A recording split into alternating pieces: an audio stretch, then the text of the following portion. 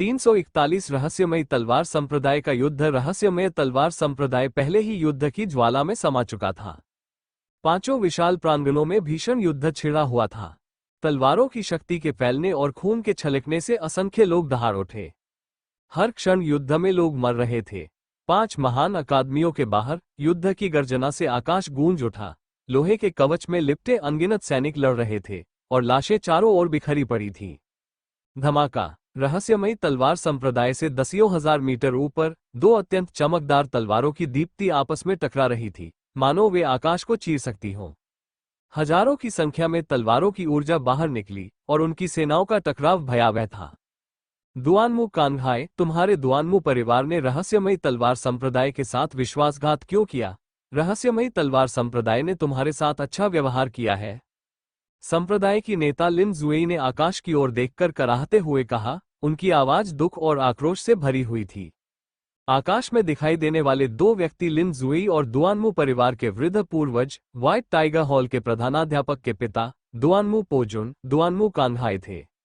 बात सीधी सी है, दुआनमू परिवार लगभग 1000 वर्षों से रहस्यमयी तलवार संप्रदाय के लिए अथक परिश्रम कर रहा है, लेकिन हम तो बस एक कोने में ही सिमट कर रह रहे हैं। रहस्यमयी तलवार संप्रदाय तो बहुत पहले से ही दुआनमू परिवार का होना चाहिए था। दुआनमू कांगहाई के वृद्ध चेहरे पर एक ठंडी मुस्कान देखी जा सकती थी। हाँ, तो 10 दिशाओं के तलवार स्कूल ने तुमसे ऐसा वादा किया था। लेकिन दुआनमू कांगहाई, क्या तुम्हें लगता है कि इसके बाद 10 दिशाओं का तलवार स्कूल अपना वादा निभाएगा? तुम इस उम्र में भी इतने भोले कैसे हो सकते हो? लिन जुएई फूट फूट कर मुस्कुराए। आपको इस बारे में चिंता करने की कोई आवश्यकता नहीं है। शांति से आराम करें। मेरे मार्गदर्शन में रहस्यमयी तलवार संप्रदाय दिन प्रतिदिन फलता फूलता रहेगा। और यह भी मत सोचो कि स्कारलेट हेवन वैली तुम्हारी मदद के लिए आएगी। शी फॉन्ग तलवार संप्रदाय और स्वर्गीय शैतान पंथ के कई विशेषज्ञ स्कारलेट हेवन वैली में जमा हो गए हैं। अब स्कारलेट हेवन वैली खुद की रक्षा भी नहीं कर सकती। अगर मैं तुम सबको मार डालूं और अपनी सारी ताकतें मिला लूं, तो मैं एक ही झटके में स्कारलेट हेवन वैली को तबाह कर सकता हूं। दुआनमू कांगहाई ने व्यंग्य किया। धमाका धमाका। दोनों ने एक के बाद एक कुछ दांव खेले और वो जगह बुरी तरह हिलने लगी। यह आधे कदम वाले राजाओं के बीच जीवन और मृत्यु की लड़ाई थी। आह आह। रहस्यमयी तलवार संप्रदाय के चारों ओर से दर्द भरी चीखें सुनाई दी, जिससे ज़ूलिन की आंखें लाल हो गईं। हर चीख किसी रहस्यमयी तलवार संप्रदाय के शिष्य की मौत का कारण बन सकती है। लिन जुएई का दिल बुरी तरह दुख रहा था। जब भूत चंद्रमा कृपान संप्रदाय संकट में था, तब लिन जुएई को पहले से ही पता था कि कुछ गड़बड़ है और उसने किसी भी दुर्घटना की स्थिति में रहस्यमय तलवार संप्रदाय के अधिकांश विशेषज्ञों को वापस बुला लिया था। उन्होंने रहस्यमयी तलवार संप्रदाय की रक्षा के लिए प्रमुख शहरों से लाखों कुलीन सैनिकों को भी जुटाया था।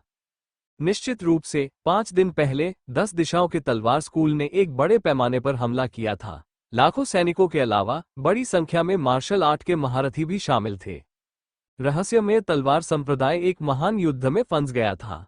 हालांकि रहस्यमयी तलवार संप्रदाय को घरेलू मैदान का लाभ प्राप्त था। 5 महान अकादमियों को आधार बनाकर उन्होंने 5 परम संरचनाओं को सक्रिय किया। 5 परम संरचनाओं के साथ 10 दिशाओं वाली तलवार संप्रदाय प्रवेश करने में सक्षम नहीं होगी। 4 दिनों के भीषण युद्ध के बाद रहस्यमयी तलवार संप्रदाय माउंट ताई की तरह स्थिर हो गया था।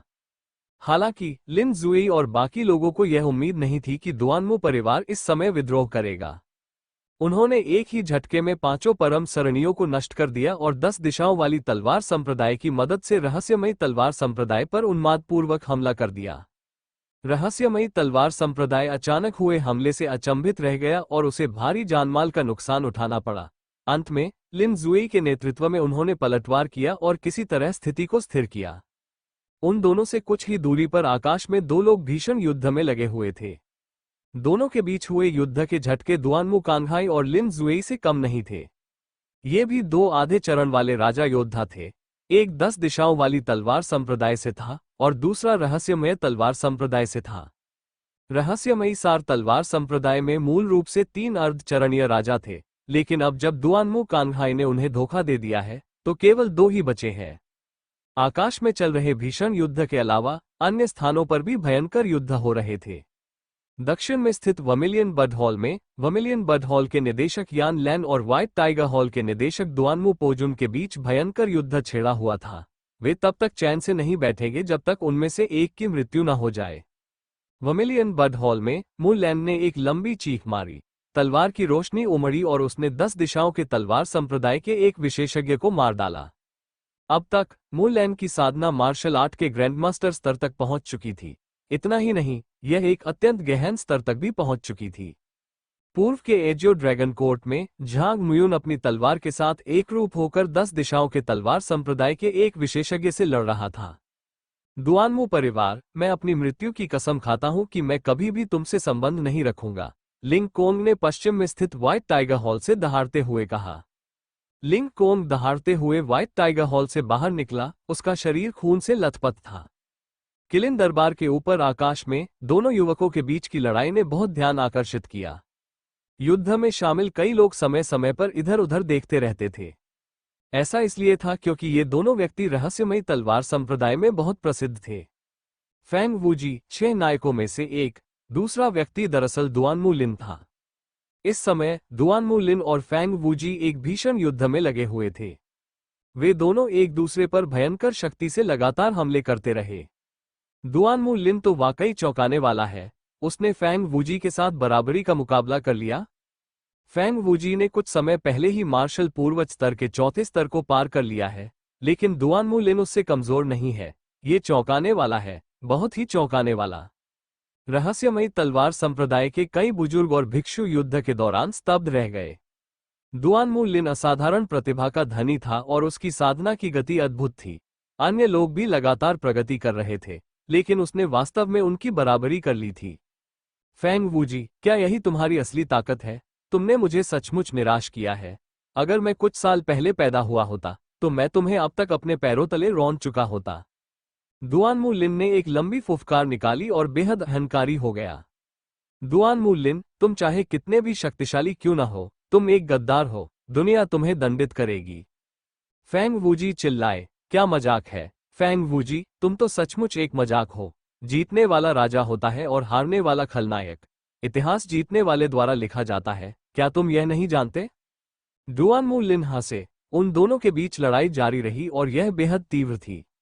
आकाश में लिन जुई और दुआनमू कांगहाई के बीच की लड़ाई और भी तीव्र होती जा रही थी।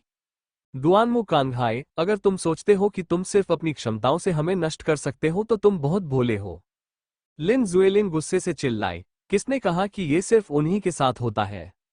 इसी क्षण दूर से एक दबंग आवाज सुनाई दी, फुफ फुफ फुफ।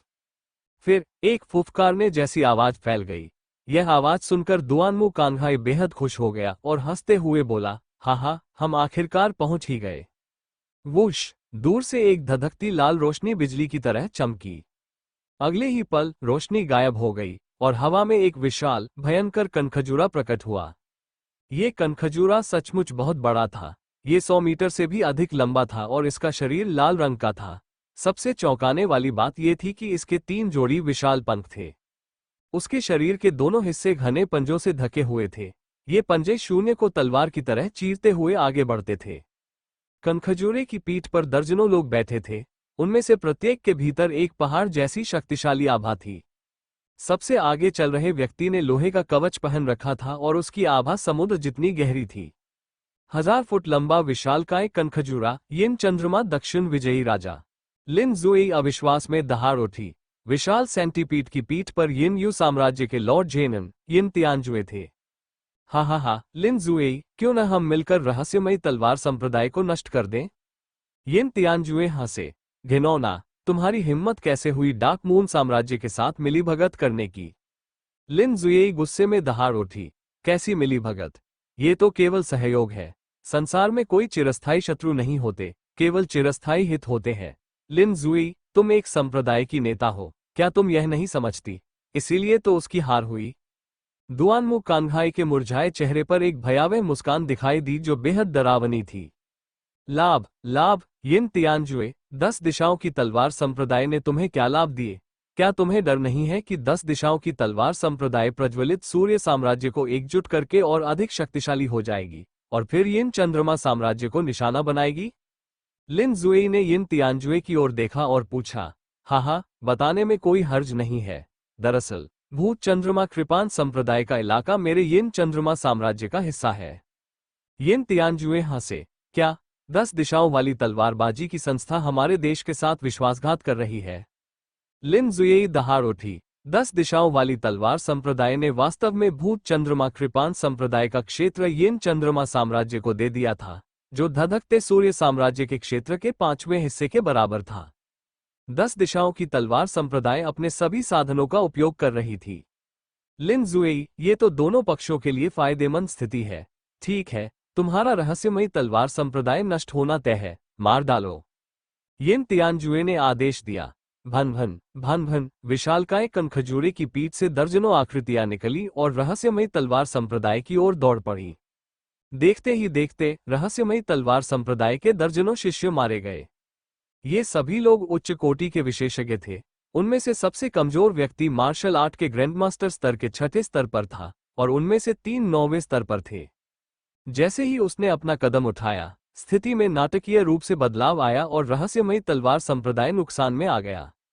यिन तियानजुए ने कोई हरकत नहीं की, उसका निशाना लिन जुएई थी। डुआनमू कंघाई, हम सेना में शामिल होकर लिन जुएई को क्यों नहीं मार देते? यिन तियानजुए ने व्यंग्य किया। बिल्कुल यही तो मैं चाहता था। डुआनमू कांघाई की धुंधली आंखों में एक ठंडी चमक दिखाई दी। धमाका धमाका, उनकी आभाएं विस्फोटित हुई और पूरी दुनिया में फैल गईं। आकाश में मंडराते बादल उनकी आभाओं से धूल में तब्दील हो गए। भन भन, लिन जुएई की उच्चतर स्तर 4 की युद्ध तलवार से एक हल्की सी चीख निकली और तलवार की ऊर्जा की एक किरण आकाश में ऊपर की ओर चली गई। उसने गंभीर भाव से डुआनमू कांघाई और यिन तियानजुए की ओर देखा। 2 अर्धस्तरीय राजा योद्धाओं का सामना करते हुए उसमें जरा भी आत्मविश्वास नहीं था। वह जानता था कि आज उसे पूरी ताकत लगानी होगी, अन्यथा रहस्यमयी तलवार संप्रदाय खतरे में पड़ जाएगा। मारना मारना, डुआनमू कांघाई और यिन तियानजुए ने एक साथ चिल्लाते हुए एक एक करके वार किए। डुआनमू कांघाई ने तलवार का इस्तेमाल किया जबकि यिन तियानजुए ने युद्ध भाले का। दोनों आक्रमणकारी एक साथ आगे बढ़े और लिन जुएई की ओर अग्रसर हुए। अत्यंत गहन दिव्य तलवार तकनीक। लिन जुएई ने एक लंबी चीख मारी और मानो उसका पूरा शरीर एक दिव्य तलवार में बदल गया हो। तलवार की शक्ति हवा में फैल गई और एक तेज तलवार की रोशनी मानो आकाश से आई हो, जिसने जोरदार प्रहार किया। धमाका धमाका, 2 भीषण भूकंप के झटके सैकड़ों मील के दायरे में फैल गए। नीचे से ऊपर देखने पर पूरा आकाश तलवार की ऊर्जा और भाले के प्रकाश से ढका हुआ दिखाई देता था। अंतरिक्ष कांप रहा था और यह बेहद भयावह था। वुश, अगले ही क्षण एक आकृति बेतहाशा पीछे हट गई। उसकी गति के कारण उसने हजारों मीटर लंबी वायु तरंग उत्पन्न कर दी। ये लिन जुएई थी। वो कुछ हजार मीटर पीछे हटी, कराह उठी और मुंह से खून थूक दिया। लिन जुएई, तुम हम दोनों का मुकाबला नहीं कर सकती। आज तुम्हारी मौत निश्चित है। यिन तियानजुए ने व्यंग्य किया। अगर मैं मर भी जाऊं तो भी मैं तुम्हें अपने साथ नीचे खींच ले जाऊंगा। लिन जुएई की आंखों में पागलपन की चमक दिखाई दी। हमें भी अपने साथ नीचे खींचोगी? हाँ हाँ, लिन जुएई, तुम खुद को बहुत बड़ा समझती हो, मर जाओ। यिन तियानजुए जोर से हंसा। उसका व्यक्तित्व पर्वत की तरह शक्तिशाली था और वह लिन जुएई की ओर दौड़ा। उसी समय डुआनमू कांघाई ने भी लिन जुएई पर हमला किया। धमाका धमाका, 2 और जोरदार गड़गड़ाहट सुनाई दी और लिन जुएई एक बार फिर पीछे हट गई। उसने खून की उल्टी की और उसका चेहरा पीला पड़ गया था। वो अपने ही क्षेत्र के 2 विशेषज्ञों के सामने पूरी तरह से हार गया। उसे पूरी तरह से दबा दिया गया। वे दोनों आधे राजा थे और दोनों ने ही अपनी सत्ता को चरम सीमा तक बढ़ाया था। वे दोनों ही धधकते सूरज साम्राज्य और येन्युए साम्राज्य के शिखर पर थे। भला कौन दूसरे से बुरा हो सकता था? जू लिन के लिए उन दोनों का मुकाबला करना असंभव था। हाँ हाँ, लिन जुएई, मर जाओ। यिन तियानजुए ने दहाड़ लगाई और उसका युद्ध भाला हवा में लहराता हुआ एक विशाल भाले में बदल गया जो कुछ 100 मीटर लंबा था और लिन जुएई की ओर उड़ गया। लिन जुएई, इस बूढ़े आदमी को तुम्हें विदा करने दो। डुआनमू कांघाई ने ठंडी हंसी हंसते हुए अपनी तलवार की रोशनी से आकाश को हिला दिया। उनके वृद्ध शरीर से असीम ऊर्जा का विस्फोट हुआ। एक तलवार की रोशनी लिन जुएई की ओर बढ़ी। इस पल भन भन, दूर शून्य से एक तेज तलवार की लपट आती हुई दिखाई दी, जिससे आकाश और पृथ्वी हिंसक रूप से हिल उठे। वो प्रकाश किरण सैकड़ों मीटर लंबी और काले रंग की थी। सबसे चौंकाने वाली बात यह थी कि जब वह प्रकाश किरण शून्य को चीरती हुई आगे बढ़ी तो चीखों की एक श्रृंखला गूंज उठी, मानो अनगिनत दुष्ट आत्माएं चीख रही हों। इस तेज धार वाले तीर का निशाना यिन तियानजुए था। भूत राजा नरक कत्लखाने। यिन तियानजुए का चेहरा बदल गया और वह घबराकर चिल्ला उठा। उसने तुरंत चिल्लाते हुए अपने युद्ध भाले की दिशा बदलकर ब्लेड लाइट पर हमला कर दिया। एक जोरदार धमाके के साथ यिन तियानजुए का शरीर थोड़ा कांप उठा और वह कुछ कदम पीछे हट गया। उसके हर कदम से हवा में एक जोरदार धमाका हो रहा था। भन भन, ब्लेड की रोशनी मिट गई और हवा में एक बूढ़ा आदमी प्रकट हुआ जिसने काले रंग का चोला पहना हुआ था जिस पर काले चंद्रमा की कड़ाई थी। शांगगुआन, ये तुम हो? यिन तियानजुए का चेहरा काला था। भूत चंद्रमा कृपान संप्रदाय के प्राचीन पूर्वज शांगगुआन मिंग। लिन जुएई का चेहरा खुशी से खिल उठा। उसने सोचा था कि भूत चंद्रमा कृपान संप्रदाय नष्ट हो गया है और शांगगुआन मिंग युद्ध में मारा गया है। अब ऐसा लग रहा था कि शांगगुआन मिंग मरा नहीं है। बूढ़े शांगगुआन, मैंने तुम्हें पिछली बार नहीं मारा था, इस बार तुम मरने आए हो। यही स्वर्ग की इच्छा है। यिन तियानजुए ने व्यंग्य किया।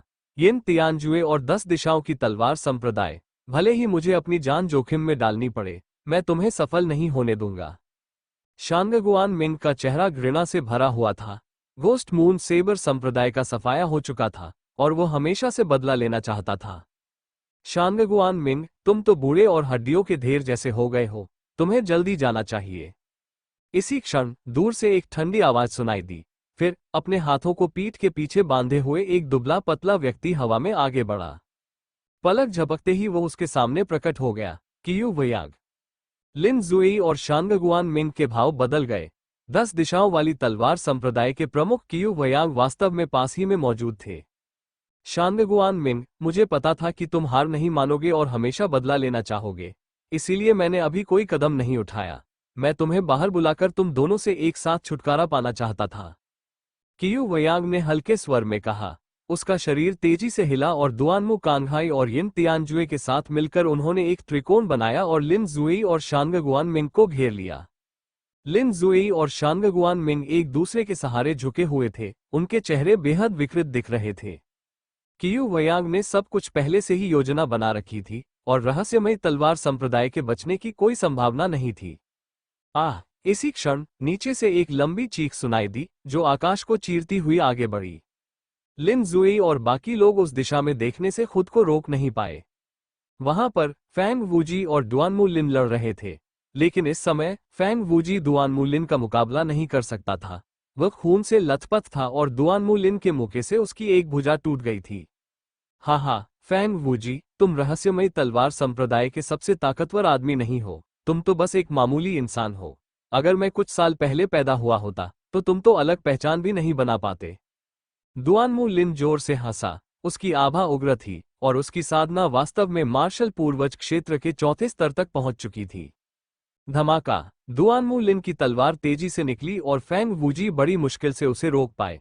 खून से लथपथ होकर वो 1000 मीटर से भी अधिक दूर जा गिरे। वूजी, आकाश में लिन जुएई बेहद चिंतित थी। हे लिन जुएई, तुम तो पहले ही हार चुकी हो। युवा पीढ़ी में भी दुआनमू परिवार के प्रतिभाशाली लोग तुम्हें कुचलने के लिए काफी है। रहस्यमयी तलवार संप्रदाय पर तो बहुत पहले ही किसी और का शासन होना चाहिए था। दुआनमू कंघाए ठंडे स्वर में हंसे। लिन जुएई का चेहरा बेहद उदास था। लिन जुएई, मैंने सुना है कि फैंग वूजी आपका सबसे प्रिय शिष्य है। मैं आपको आपके शिष्य को अपनी आंखों के सामने मरते हुए देखने दूंगा। कियू वयाग ने व्यंग्य किया। इस समय उन्हें हमला करने की कोई जल्दी नहीं थी। वे चाहते थे कि लिन जुएई फैंग वूजी की हत्या होते हुए देखे। इस तरह लिन जुएई का मानसिक संतुलन बिगड़ जाएगा और उसे मारना आसान हो जाएगा। फैंग वूजी, आज तुम्हारा प्रलय का दिन होगा। दुआनमू लिन के लंबे बाल हवा में लहरा रहे थे और वह बेहद प्रसन्न थे। उनका पूरा व्यक्तित्व श्रेष्ठता की आभा से परिपूर्ण था। उसकी आंखें चमकीली और अहंकार से भरी हुई थीं। धमाका। दुआनमू लिन ने एक और तलवार चलाई जो बेहद तेज थी। फैंग वूजी ने बचाव करने की पूरी कोशिश की, लेकिन वह बुरी तरह घायल हो गया और दुआनमू लिन का मुकाबला नहीं कर सका। उसका शरीर तोप के गोले की तरह उड़ गया और उसकी छाती पर एक गहरा घाव हो गया। वूजी, वरिष्ठ भाई वूजी, रहस्यमयी तलवार संप्रदाय के अनगिनत लोग ये देखकर चिल्ला उठे। वे मदद के लिए दौड़ना चाहते थे, लेकिन हर कोई अपने अपने प्रतिद्वंद्वी से उलझा हुआ था। वे अपने अपने प्रतिद्वंद्वियों से घिरे हुए थे और मदद करने में असमर्थ थे। हा, आकाश में ऊंचे कियू वयाग, दुआनमू कंघाई और यिन तियानजुए जोर से हंसे। फैंग वूजी और दुआनमू लिन के युद्ध क्षेत्र के नीचे कुछ आकृतियां ऊपर की ओर देख रही थीं। उनमें से एक आकर्षक व्यक्तित्व वाली लू याओ थी। बाकी लोग दुआनमू परिवार के विशेषज्ञ थे और उनकी जिम्मेदारी उसकी रक्षा करना थी। लू याओ यहां दुआनमू लिन के उत्थान को देखने के लिए मौजूद थी। इस समय लू याओ की आंखों में थोड़ी जटिलता झलक रही थी। वह भी दुआनमू परिवार द्वारा रहस्यमयी तलवार संप्रदाय के साथ किए गए विश्वासघात से थोड़ी स्तब्ध थी। लेकिन दोबारा सोचने पर उसे राहत महसूस हुई। ये तो और भी बढ़िया है। अगर दुआनमू परिवार रहस्यमयी तलवार संप्रदाय की जगह ले लेता है तो भविष्य में मेरा दर्जा और भी ऊंचा हो जाएगा। मैं पहले ही 6ठे दर्जे के महान मार्शल मास्टर स्तर तक पहुंच चुका हूं और जल्द ही मैं मार्शल पूर्वज स्तर तक पहुंच जाऊंगा। उस समय मुझे राजा श्रेणी की रक्तरेखा को जागृत करना होगा। इस तरह मैं भाई लिन के साथ रह सकूंगा और एक किंवदंती बन सकूंगा। लू मिंग, क्या तुमने देखा? अब तो भाई लिन ने झुलसा देने वाले सूरज संप्रदाय के 6 नायकों में से एक फैंग वूजी को भी कुचल दिया। अगर तुममें थोड़ी बहुत प्रतिभा भी है तो भी तुम भाई लिन की बराबरी कैसे कर सकते हो? तुम मेरे लायक कैसे हो सकते हो? यह अफसोस की बात है कि आप रहस्यमयी तलवार संप्रदाय में नहीं हैं, इसलिए आप इसे देख नहीं पाएंगे। अगर आप इसे देख पाते तो आपको हीनता का कैसा एहसास होता? लू याओ ने आकाश में बेहद उत्साहित दुआनमू लिन की ओर देखा। उसकी आंखें चमक रही थीं, गर्व और आशा से भरी हुई थीं। फैंग वूजी, तुम उन 6 नायकों में से पहले हो जिनसे मैंने युद्ध किया है। आज मैं तुम्हारी लाश पर से गुजरकर सर्वोच्च स्थान पर पहुंचूंगा। मेरे लिए एक सीढ़ी बनने का अवसर मिलना मेरे लिए सम्मान की बात है। हवा में दुआनमू लिन ने फैंग वूजी को तिरस्कार भरी नजरों से देखा और वो बेहद उत्साहित थी। दुआनमू लिन, तुम्हें ऐसा करने का मौका नहीं मिलेगा। इसी क्षण दूर से एक स्पष्ट आवाज सुनाई दी, कौन है भाई? दूर तक देखते हुए दुआनमू लिन की आंखें ठंडी पड़ गईं। वूश वूश वूश, दूर से प्रकाश की 3 किरणें उनकी ओर आती हुई दिखाई दी। वहां कौन है? तुम तो मौत को बुला रहे हो। 10 दिशाओं के तलवार स्कूल के एक विशेषज्ञ ने चिल्लाते हुए प्रकाश की 3 किरणों की ओर धावा बोला। ची, कुछ पंजे जैसी रोशनी उड़ गई और 10 दिशाओं वाली तलवार स्कूल के कई 6ठी श्रेणी के मार्शल पूर्वज क्षेत्र के विशेषज्ञ टुकड़ों में बिखर गए। भन, इंद्रधनुषी प्रकाश गायब हो गया और हवा में 3 आकृतियां दिखाई दी। ये तुम हो, चैंपियन। वाह! जैसे ही तीनों आकृतियां दिखाई दी, किसी ने चिल्लाया। रहस्यमयी तलवार संप्रदाय में जो भी लोग युद्ध के बीच में थे, वे सभी अपनी धड़कनें रोक पाने से खुद को रोक नहीं पाए और उन्होंने उधर देखा। चैंपियन मार्क्विस तियान्यून पूरे धधकते सूरज साम्राज्य में प्रसिद्ध थे, लेकिन वे यहाँ क्यों थे? अचानक प्रकट हुए 3 लोग लू मिंग, यान क्वान और सुनहरी आंखों वाला रक्तलाश थे। दृष्टि धारण करने वाला अमर दर्रा रहस्यमयी तलवार संप्रदाय से ज्यादा दूर नहीं था। लू मिंग ने 30,000 रक्तरंजित घुड़सवारों का नेतृत्व किया। एक दिन से अधिक की यात्रा के बाद वे अंततः रहस्यमयी तलवार संप्रदाय के निकट पहुंच गए। इस समय लू मिंग, यान क्वान और सुनहरी आंखों वाला रक्तजो भी रहस्यमयी तलवार संप्रदाय में पहुंच चुके थे। दुआनमू लिन के घमंडी चेहरे को देखकर लू मिंग खुद को बोलने से रोक नहीं पाया। लू मिंग को देखते ही दुआनमू लिन का चेहरा स्वाभाविक रूप से गंभीर हो गया। दुआनमू लिन स्वाभाविक रूप से मार्क्विस चैंपियन लू मिंग को जानता था। इसके अलावा लू मिंग ने सर्वव्यापी तलवार संप्रदाय के एक प्रतिभाशाली व्यक्ति कियू चांगली को मार डाला था। वो अत्यंत शक्तिशाली था और दुआनमू लिन उसे कम आंकने की हिम्मत नहीं करता था। यह आदमी किसी तरह यहां तक पहुंचने में कामयाब हो गया। इसके खून से लथपथ घुड़सवार सैनिक कहाँ है? कियू वयांग के चेहरे के भाव में थोड़ा बदलाव आया। कियू वयांग को पता था कि लू मिंग ने हुआ ची को बचाने के लिए धधकते सूरज साम्राज्य के उत्तर में रक्तलाल घुड़सवार सेना का नेतृत्व किया था। हालांकि इस दौरान उन्होंने लू मिंग से निपटने के लिए किसी को नहीं भेजा था, क्योंकि उन्हें रहस्यमयी तलवार संप्रदाय से निपटना था। उसकी नज़र में लू मिंग एक मामूली योद्धा था। रहस्यमयी तलवार संप्रदाय और लाल बादल घाटी से निपटने के बाद वो लू मिंग और उसकी खून से लाल घुड़सवार सेना को पलक झपकते ही मार सकता था। ये वही है। लिन जुई की आंखों में हलचल हुई, जिससे एक जटिल भाव प्रकट हुआ। तियान्यून, तुम यहाँ क्या कर रही हो? कियू वयांग की आवाज आकाश से आए। मैं तो तुम्हें मारने ही आया हूँ। लू मिंग ने हल्की सी मुस्कान दी। जैसे ही उसने ये कहा, सबके दिल कांप उठे। कियू वयांग और अन्य लोगों को मारने के लिए? कितना अहंकारी लहजा है। हा, चैंपियन हो तियान्यून, तुम वाकई घमंड से भरे हो। लेकिन मेरी राय में तुम अपने घमंड में अंधे हो गए हो। सही कहा, तुमने इतनी कम उम्र में इतनी सारी उपलब्धियां हासिल कर ली है। ऐसे में थोड़ा घमंडी हो जाना स्वाभाविक है, लेकिन हमें जान से मारने की तुम्हारी इच्छा हास्यास्पद है। कैसा रहेगा ये? मुझे दिख रहा है कि आप प्रतिभाशाली हैं। अगर आप अभी मेरे साथ जुड़ जाएं, तो मैं आपको किसी महत्वपूर्ण पद पर नियुक्त करने पर विचार कर सकता हूं। भविष्य में आप विश्व सेना के ग्रैंड मार्शल बन सकते हैं और जलते सूरज के साम्राज्य की रक्षा कर सकते हैं। बुरा विचार नहीं है। कियू वयांग ने कहा, क्या बकवास है ग्रैंड मार्शल? क्या आपको लगता है कि मुझे परवाह है? कियू वयांग, सच कहूं तो मुझे तुम्हारे दिमाग में ज्यादा दिलचस्पी है। लू मिंग ने उपहास किया, बेशर्म, तुम मौत को दावत दे रहे हो। कियू वयांग का चेहरा ठंडा पड़ गया और उसकी आंखों में हत्या का भाव भर गया। उसने हाथ हिलाया और तलवार की एक प्रचंड चमक लू मिंग की ओर बढ़ी। कियू वयांग, तुम बेशर्म हो। लिन जुई के चेहरे का भाव बदल गया और वो मदद करने ही वाली थी। लिन जुई, तुम्हारी प्रतिद्वंदी मैं हूं।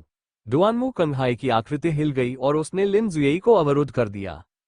दूसरी ओर यिन तियानजुए भी शांगगुआन मिंग को घूर रही थी और उसे मदद करने से रोक रही थी।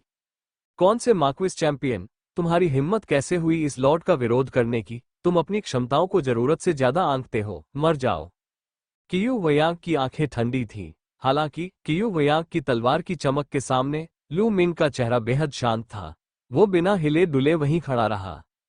सब खत्म हो गया। चैंपियन हो तियान्युन, अपनी पीढ़ी का नायक, यूं ही मारा जाएगा? आसपास के कई लोगों ने आह भरी। किसी ने नहीं सोचा था कि लू मिंग बच पाएगा। कियू वयांग एक अर्धचरण राजा था और केवल एक अर्धचरण राजा ही उसके हमले को रोक सकता था। लेकिन जलते हुए सूरज के साम्राज्य में आधे कदम वाले कितने राजा थे? वे केवल 1 दर्जन ही थे। अब लू मिंग को कौन बचा सकता है? फिर एक ऐसा दृश्य सामने आया जिसने सभी को स्तब्ध कर दिया। लू मिंग के बगल में खड़े यान कुआन ने आगे बढ़कर एक मुक्का मारा। धमाका, अंतरिक्ष में भीषण कंपन हुई। फिर एक भयानक मुट्ठीनुमा प्रकाश फूट पड़ा। धमाका, मुट्ठी की ताकत और तलवार की चमक के टकराने और एक दूसरे को बेअसर कर देने से एक कान फाड़ देने वाली आवाज गूंज उठी। हाफ स्टेप किंग, ये है हाफ स्टेप किंग, किसी ने चिल्लाया। कई लोग हैरान रह गए। उन्हें उम्मीद नहीं थी कि लू मिंग के पीछे एक अर्ध कदम राजा भी होगा। आप कौन है, महोदय? कियू वयांग का चेहरा गंभीर हो गया। सभी अर्धचरणीय राजा अत्यंत प्रसिद्ध थे और अपने अपने क्षेत्रों के अधिपति थे। वो उन सभी के हुलिये के बारे में बहुत स्पष्ट था, लेकिन वह यान कुआन को नहीं जानता था। मैं कौन हूं, बताने में कोई हर्ज नहीं है, मैं यान कुआन हूं। यान कुआन ने अपने होंठ खोले और मुस्कुराया, क्या तुम यान कुआन हो? तो फिर इस छोटे कमीने ने ही मो परिवार को तबाह किया और मेरे बेटे को मार डाला। यान कुआन के बोलते ही यिन तियानजुए दहाड़ उठा और उसने लू मिंग को गुस्से भरी निगाहों से देखा। इस दौरान उन्होंने गहन जांच के लिए लोगों को भेजा, लेकिन वे हत्यारे को बिल्कुल भी नहीं ढूंढ पाए। उन्हें केवल इतना पता चला कि यान कुआन भाग गया था। अब जबकि ज्वाला का स्रोत यहां प्रकट हो चुका था, उत्तर स्पष्ट हो चुका था। यिन तियानजुए, तुम्हारा नाम क्या है? तुम्हारा डाक मून शाही परिवार नीच और बेशर्म है। आज मैं तुमसे इसका हिसाब चुकता करूंगा। यान कुआन ने यिन तियानजुए को जानलेवा इरादे से देखा। वह एक कदम आगे बढ़ा और कियू वयांग और बाकी लोगों के सामने खड़ा हो गया। 6 अर्धचरण राजाओं की आभाओं ने एक विशाल क्षेत्र का निर्माण किया जिसने अर्धचरण राजा स्तर से नीचे के किसी भी व्यक्ति को पास आने से रोक दिया। इस समय लू मिंग ने दुवानमुलिन की ओर देखा और हल्की सी मुस्कान के साथ कहा, दुवानमुलिन, मैंने अभी अभी कहा है कि तुम्हारे पास फिर से उठने का कोई मौका नहीं है। तुम आज मर जाओगी। तियानयुन, अगर हम दोनों लड़ेंगे तो हम दोनों को ही नुकसान होगा। मैं तुम्हें 10 दिशाओं के तलवारबाज विद्यालय में शामिल होने की सलाह देता हूं। अब जब विद्यालय ने अपनी शक्ति स्थापित कर ली है, तो भले ही तुम्हारे साथ आधा चरण का राजा भी हो, उसका समग्र स्थिति पर कोई असर नहीं पड़ेगा। दुआनमू लिन ने लू मिंग को घूरते हुए कहा, तियान्युन की प्रतिष्ठा को देखते हुए, जब तक बेहद जरूरी न हो, वो उससे भिड़ने को तैयार नहीं था। दोनों पक्षों को चोट लगी है। तुम तो खुद को बहुत ही महान समझते हो। लू मिंग ने व्यंग्यात्मक मुस्कान दिखाए। मैं तुम्हें एक ही चाल में हरा सकता हूं। लू मिंग ने एक कदम आगे बढ़ाया और दुआनमू लिन के करीब पहुंच गया। अहंकारी, देखते हैं तुम मुझे एक ही चाल में कैसे हरा सकते हो। महान सूर्य वज्र तलवार से वार करो। दुआनमू लिन क्रोध से दहाड़ते हुए अपनी तलवार से वार करने लगा। तलवार की भयानक चमक सूर्य से भी अधिक प्रचंड थी और वह लू मिंग की ओर बढ़ी। जानवर की हथेली, लू मिंग ने धीरे से कहा और अपनी हथेली से प्रहार किया। एक विशालकाय जानवर का पंजा प्रकट हुआ और दुवानमू लिन की ओर दौड़ा। टकराना। उस दैत्य का पंजा तलवार की रोशनी से टकराया और तलवार की रोशनी धुएं के एक गुबार की तरह बुझ गई। दैत्य की दाव हथेली रुकी नहीं और वह अतुल्य शक्ति के साथ दुवानमू लिन की ओर बढ़ती रही। ये कैसे हो गया? दुवानमू लिन अविश्वास से चिल्ला उठा। फिर उसने व्याकुल होकर अपनी रक्तरेखा को सक्रिय किया और अपनी पूरी ताकत से वार किया। इसे रोको, इसे रोको। दुवानमू लिन ने एक गहरी दहाड़ मारी और उसकी तेज तलवार की रोशनी सूर्य के समान एक आकृति में परिवर्तित हो गई। हालांकि ये सूर्य एक बुलबुले की तरह था जिसे दानव दाव की हथेली ने नष्ट कर दिया। धमाका। इसके बाद दैत्य दाव ने दुवानमू लिन के शरीर पर जोरदार प्रहार किया। दुवानमू लिन ने एक दिल दहला देने वाली चीख मारी और 1000 मीटर से भी ज्यादा दूर जा गिरा। उसके मुंह से लगातार खून बह रहा था और उसका शरीर कांप रहा था। उसके कपड़े तार तार हो चुके थे और यह पता नहीं था कि उसकी कितनी हड्डियां टूट गई थीं। लिन एयर, आकाश में, दुआनमू कांघाई ने चिंता से चिल्लाया। कितना मजबूत! यहां तक कि यिन तियानजुए और शांगगुआन मिंग जैसे अधिपति भी हैरान थे। लिन जुए की आंखों में और भी अधिक जटिलताएं थीं। कितना ताकतवर! तियान्युन तो बहुत ही ताकतवर है। चारों ओर से यान लैन, मू लैन और अन्य लोग हैरानी से चिल्ला उठे। लड़ाई जारी रही लेकिन सबका ध्यान इस तरफ केंद्रित हो गया। मार्शल आर्ट के ग्रैंडमास्टर होने के नाते वे दर्जनों मील दूर से भी लड़ाई देख सकते थे। मैंने पहले भी कहा है, मैं तुम्हें एक ही चाल में हरा दूंगा। लू मिंग ने हल्की सी मुस्कान दी। असंभव, असंभव। दुआनमू लिन दहाड़ उठा। उसे ये सहन करना मुश्किल हो रहा था। वो खुद को अद्वितीय प्रतिभावान मानता था, लेकिन लू मिंग ने उसे एक ही चाल में हरा दिया। यह उसके लिए बहुत बड़ा झटका था। नीचे, लू याओ के चेहरे पर भी अविश्वास का भाव था। उसकी नजरों में दुआनमू लिन, जिसे अब तक कोई टक्कर नहीं दे सकता था, वास्तव में तियान्युन के हाथों एक ही चाल में हार गया था। क्या सच में इस दुनिया में ऐसा कोई प्रतिभाशाली व्यक्ति है? दुआनमू लिन भी एक ही चाल में हार गया। मार्क्विस चैंपियन का खिताब तो वाकई में उसे मिलना ही चाहिए था। लू याओ ने अपनी आंखों में एक अजीब सी चमक लिए लू मिंग को देखते हुए मन ही मन सोचा। दूसरी चाल तुम्हें मार डालेगी। लू मिंग मुस्कुराया और एक कदम आगे बढ़ा। उसी क्षण उसके शरीर से एक निर्मम, घातक भावना फूट पड़ी। तियान्युन, तुम्हारी हिम्मत है। दुआनमू कांघाई दहाड़ा और मदद करना चाहता था। दुआनमू कांघाई, मैं आपका प्रतिद्वंद्वी हूं। लिन जुए की आभा दुआनमू कांघाई पर बंद हो गई। तियान्युन, अतीत में हमारे बीच कोई दुश्मनी नहीं थी, नहीं हाल ही में रही है। मुझे मारने की क्या जरूरत है? अगर तुमने मुझे मार डाला तो मेरा दुआनमू परिवार तुम्हें कभी नहीं छोड़ेगा। तुम खुद मुसीबत क्यों मोल ले रहे हो? दुआनमू लिन डर के मारे चिल्ला उठी। हा, कोई दुश्मनी नहीं, कोई शिकायत नहीं। दुआनमू लिन, तुम्हारी याददाश्त इतनी अच्छी नहीं है। मैंने कहा था कि मैं 2 साल के अंदर रहस्यमयी तलवार संप्रदाय में जरूर लौटूंगा और तुम्हें मार डालूंगा। क्या तुम भूल गए? इसी क्षण लू मिंग अचानक जोर से हंस पड़ा। उसकी आवाज भी बदल गई और वो अपनी सामान्य आवाज में लौट आया। क्या आप रेफरी हैं? दुआनमू लिन की पुतलियां तेजी से सिकुड़ गईं और उसका दिमाग बुरी तरह हिल गया। लू मिंग ने हाथ बढ़ाकर अपना चेहरा पोंछा। उसने अपना मुखौटा उतार दिया और अपना सुंदर चेहरा प्रकट किया। उसी क्षण उसके शरीर की हड्डियां हिल उठी और वह अपने असली रूप में लौट आया।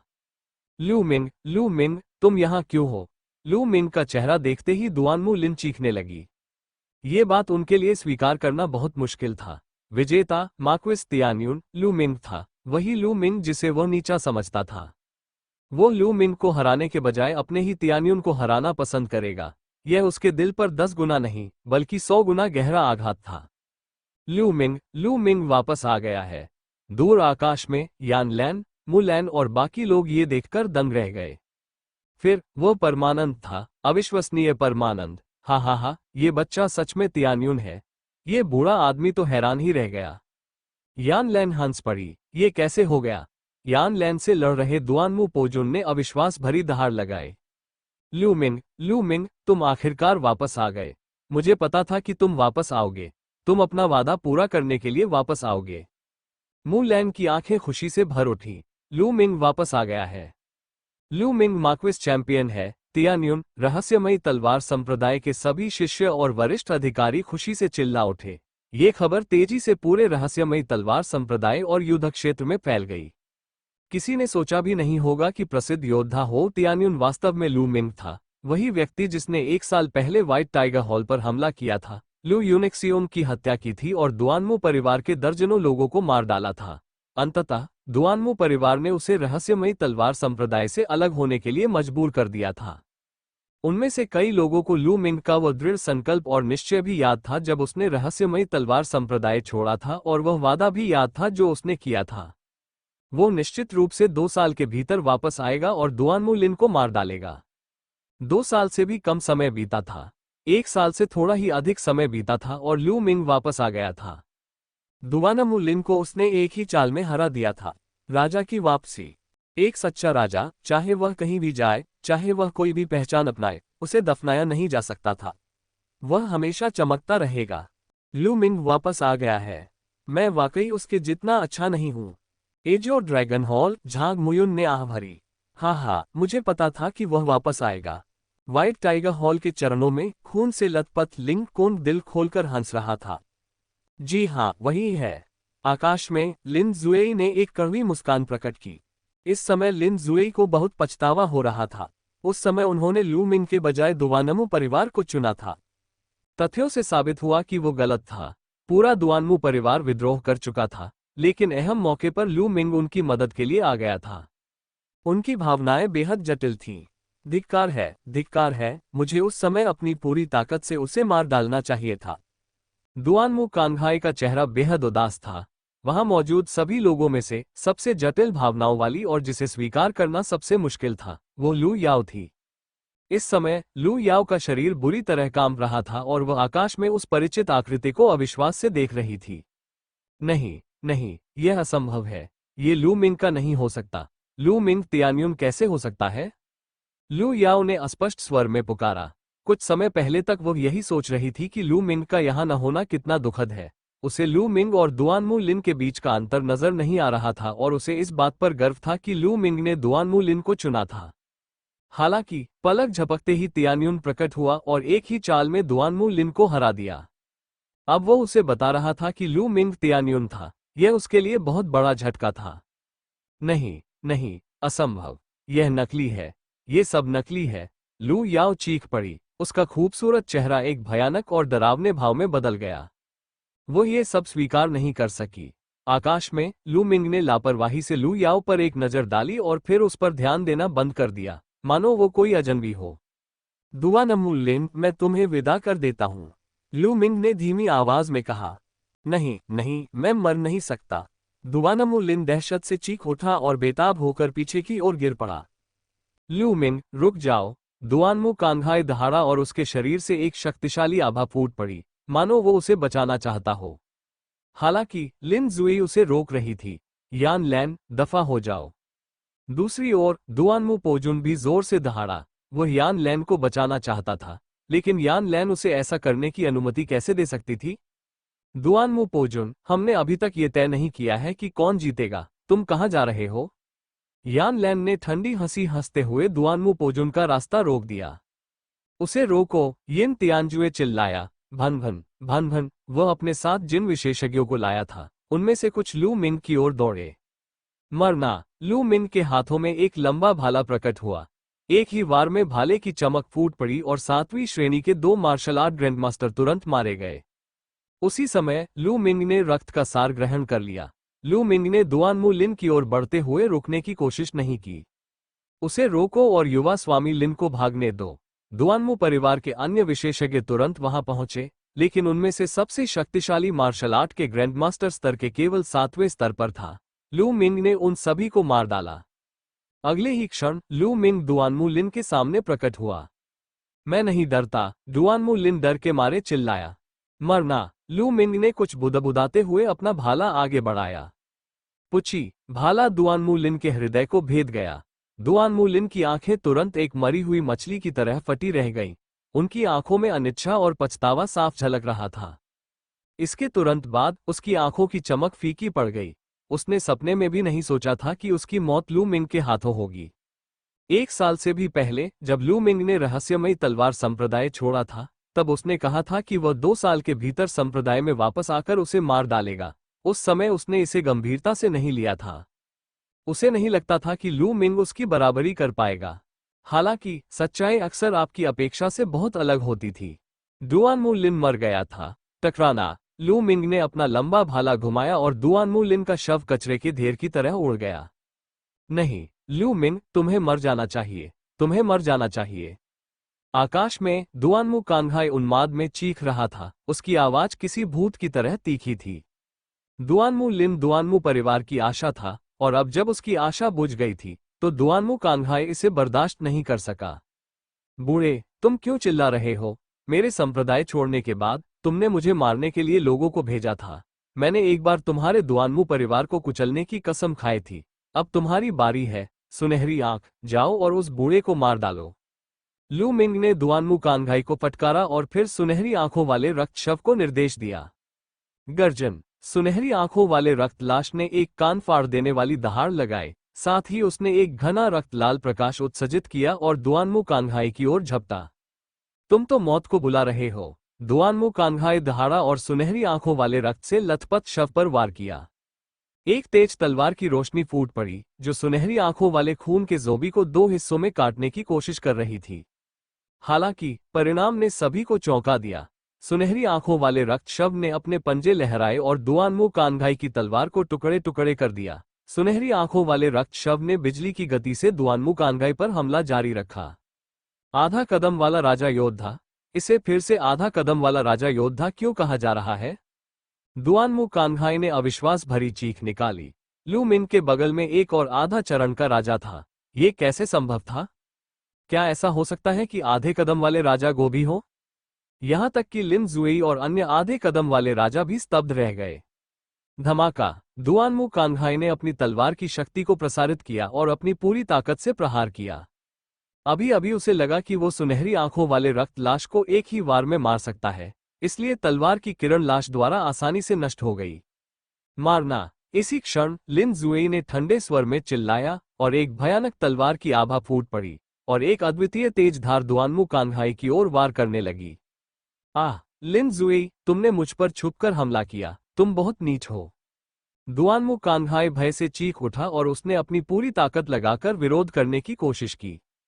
इसके बारे में सोचना भी मत कि यू वयांग और यिन तियानजुए दहाड़ते हुए उसे बचाना चाहते थे, लेकिन शांगगुआन मिंग और यान क्वान ने भी अपनी चालें चल दी थी।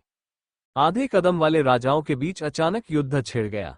सारा आकाश और पृथ्वी हलचल में डूब गया था। आह, एक दिल दहला देने वाली चीख पूरे रहस्यमय तलवार संप्रदाय में गूंज उठी। ये दुआनमू कांघाई था। वो सुनहरी आंखों वाले रक्त लाश और लिन जुई का मुकाबला नहीं कर सकता था। इसके अलावा लिन जुई ने छुपकर हमला किया था। सुनहरी आंखों वाले रक्तरंजित शव ने एक ही झटके में उसकी छाती से मांस का एक टुकड़ा नोच डाला। उसकी हड्डियां और आंतरिक अंग भी दिखाई दे रहे थे। उसका दाहिना हाथ गायब हो गया था। लिन जुई की तलवार की रोशनी ने उसकी एक भुजा को कंधे से अलग कर दिया था, जिससे वो लगभग दो हिस्सों में बंध गया था। लेकिन अगर वो इससे बच भी जाता, तो भी वो पहले से ही अधमरा हो चुका होता। आह, लिन जुई, तुम कितनी नीच हो। तुम्हारी हिम्मत कैसे हुई मुझ पर छुपकर हमला करने की? दुआनमू कांघाई चिल्लाया। देशद्रोहियों को दिन दहाड़े मारने की कोई जरूरत नहीं है, मार डालो। लिन जुई की हत्या की मंशा एक सुनामी की तरह थी। वह दुआनमू परिवार से दिल से नफरत करती थी। उसने अपनी पूरी ताकत झोंक दी और दुआनमू कांघाई की ओर दौड़ पड़ी। गर्जन। सुनहरी आंखों वाला रक्त लाश भी दहाड़ते हुए दुआनमू कांघाई की ओर दौड़ा। मुझे बचाओ। दुआनमू कान का समुद्री अर्चिन इतना डर गया था कि वह अपनी जान बचाने के लिए भाग रहा था। दुर्भाग्यवश, अगर कियू वयांग और यिन तियानजुए मदद करना भी चाहते, तो भी वे लाचार थे। उनके विरोधी उनसे किसी भी तरह से कमजोर नहीं थे। दुआनमू कांघाई पहले से ही बुरी तरह घायल था और उसकी युद्ध क्षमता काफी कम हो चुकी थी। वो कैसे बच सकता था? अगले ही पल एक और चीख सुनाई दी। वो सुनहरी आंखों वाले रक्त लाश के पंजे से तो बच गया, लेकिन लिन जुई की तलवार से नहीं बच सका और दो टुकड़ों में कट गया। आखिरकार वो एक शक्तिशाली जीवन शक्ति वाला अर्ध राजा था। दुआनमू कांघाई अभी भी जीवित था और वो डर से चीखने लगा। संप्रदाय प्रमुख, कृपया मेरी जान बख्श दीजिए। कृपया मेरी बूढ़ी हड्डियों को बख्श दीजिए। संप्रदाय के लिए मैंने जितने साल संघर्ष किया है, उसके लिए कृपया मुझे बख्श दीजिए। दुआनमू कांघाई ने जोर जोर से विनती की। उसने सचमुच उसे फिर से संप्रदाय का नेता कह दिया। वो वाकई बेशर्म था। दरअसल व्यक्ति जितना अधिक उम्र का होता था, उसे मृत्यु से उतना ही अधिक भय लगता था। पंथ के लिए लड़ना, मुझे लगता है कि तुम इतने सालों से अपने लिए कड़ी मेहनत कर रहे हो। दुआनमू कांगहाई, मैं तुम्हें खुद विदा करता हूं। लिन जुएई ठंडे स्वर में चिल्लाए। भन भन, तेज तलवार की ऊर्जा फूट पड़ी। दुआनमू कांगहाई ने निराशा में चीख मारी जब तलवार क्यूई ने उसके सिर को चीरते हुए उसे 2 हिस्सों में बांट दिया। दुआनमू कांगहाई, एक आधा कदम राजा, मर गया था पिताजी। दूर से दुआनमू पोजुन ने चिल्लाकर कहा। टकराना, वो एक पल के लिए विचलित हो गया और यान लैन की हथेली उसके सीने पर आ पड़ी। दुआनमू पोजुन पीछे हट गया क्योंकि उसके मुंह से खून निकल रहा था। मरना, यान लैन ने उसका पीछा किया और हिंसक हमला नीचे की ओर झुक गया। गंभीर रूप से घायल दुआनमू पोजुन यान लैन की हथेली से अपनी हृदय वाहिनी के चकनाचूर होने से पहले केवल 1 दर्जन वार ही रोक पाया। एक तेज चीख के साथ उसकी अनैच्छिक मृत्यु हो गई। अच्छा नहीं है, चलो चलते हैं। दुआनमू कांगहाई की हत्या देखकर कियू वयांग ने एक लंबी चीख निकाली और जाने के लिए मुड़ गया। कियू वयांग, तुम आज यहीं रुक सकते हो, मर जा। लिन जुएई ने दहाड़ते हुए अपनी तलवार से कियू वयांग पर हमला किया। तलवार की चमकती हुई ऊर्जा ने शून्य को भर दिया और कियू वयांग के बाहर निकलने का रास्ता रोक दिया। भन भन भन भन, यान क्वान और सुनहरी आंखों वाला रक्त लाश चमकते हुए कियू वयांग के दोनों ओर प्रकट हुए। कियू वयांग का चेहरा उदास था और उसकी आंखों में चिंता झलक रही थी। धिक्कार है, धिक्कार है। मुझे विश्वास नहीं हो रहा कि आज मैं ऐसी मुसीबत में फंस गया हूं। मैंने कभी सोचा भी नहीं था कि इस तियान्युन, नहीं, लू मिंग के साथ 2 अर्धपंक्ति राजा योद्धा होंगे। ये सब लू मिंग की गलती है, धिक्कार है। कियू वयांग मन ही मन गुस्से से उबल रहा था और आंखें घुमाते हुए कोई हल निकालने की कोशिश कर रहा था। दुआनमू कांगहाई की मृत्यु के बाद उनकी तरफ से बचे हुए आधे चरण के राजा योद्धाओं में केवल वही यिन तियानजुए और 10 दिशाओं के तलवार स्कूल का एक अन्य विशेषज्ञ ही थे। रहस्यमयी सार तलवार संप्रदाय की ओर से लिन जुएई, एक अर्धचरण राजा, शानगगुआन मिंग, यान कुआन और स्वर्ण आंखों वाला रक्तशव मौजूद थे। युद्ध क्षमता के लिहाज से वे पहले से ही बेहद कमजोर स्थिति में थे। फिलहाल उनके पास पीछे हटने के अलावा कोई चारा नहीं था, अन्यथा उन सभी को यहीं रुकना पड़ता। धमाका, चल दर। दूसरी ओर यिन तियानजुए और शानगगुआन मिंग के बीच हाथापाई हुई। उसने दहाड़ लगाई और अपने साथ लाए शक्तिशाली साधकों को बुलाया, भागने की योजना बनाते हुए। यिन तियानजुए, चलो आज ही इसका निपटारा कर लेते हैं। तुम कहां जा रहे हो? यिन तियानजुए को जाते देख यान क्वान ने जोर से दहाड़ मारी और कियू वयांग को छोड़कर यिन तियानजुए की ओर दौड़ पड़ा। ग्रेनेड, यिन तियानजुए क्रोध से दहाड़ते हुए अपनी पूरी ताकत से भड़क उठा।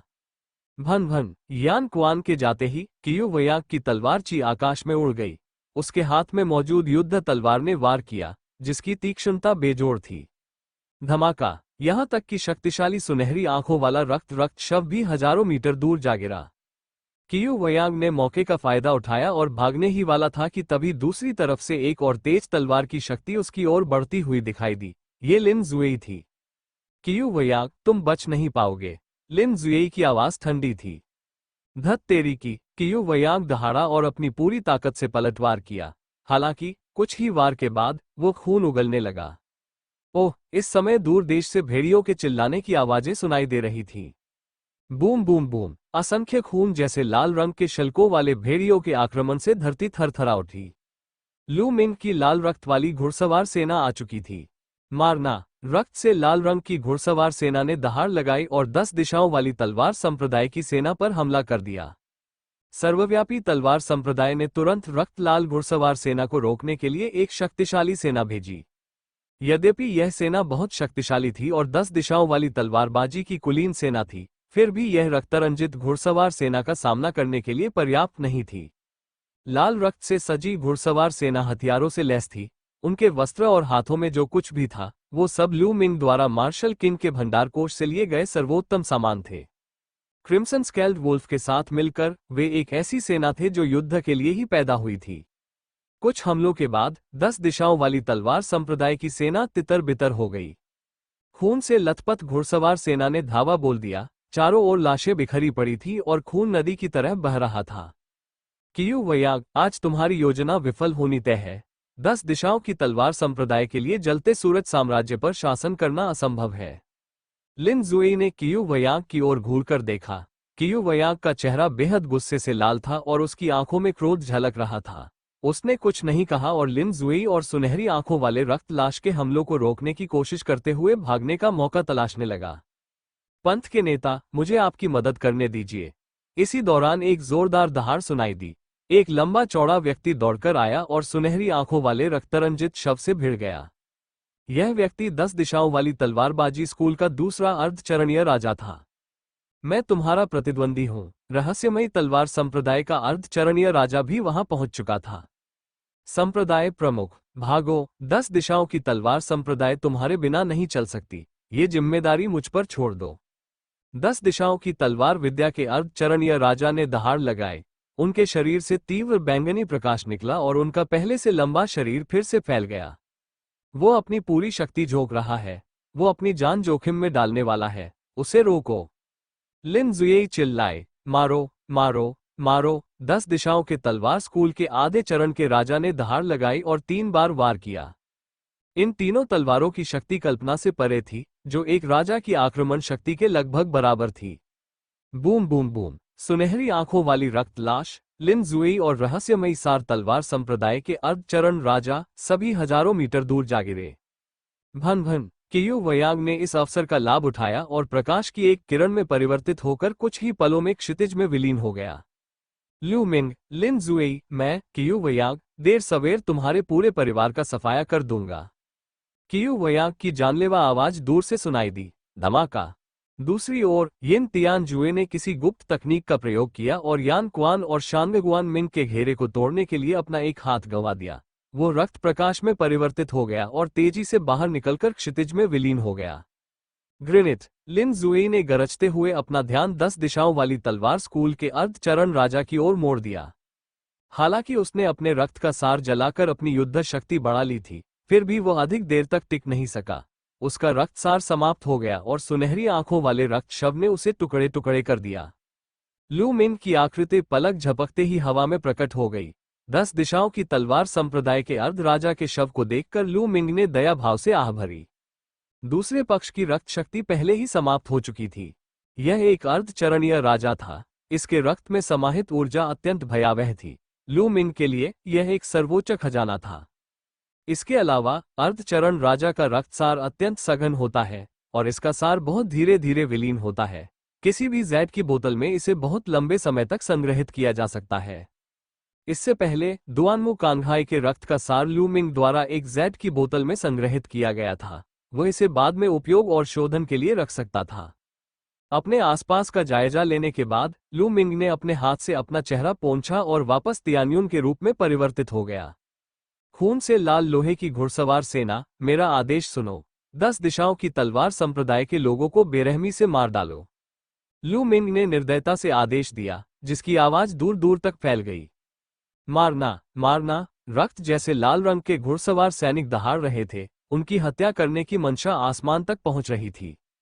मारना। लू मिंग भी चिल्लाया। उसने अपना भाला उठाया और सर्वदिशात्मक तलवार संप्रदाय के मार्शल आर्ट ग्रैंडमास्टर पर हमला कर दिया।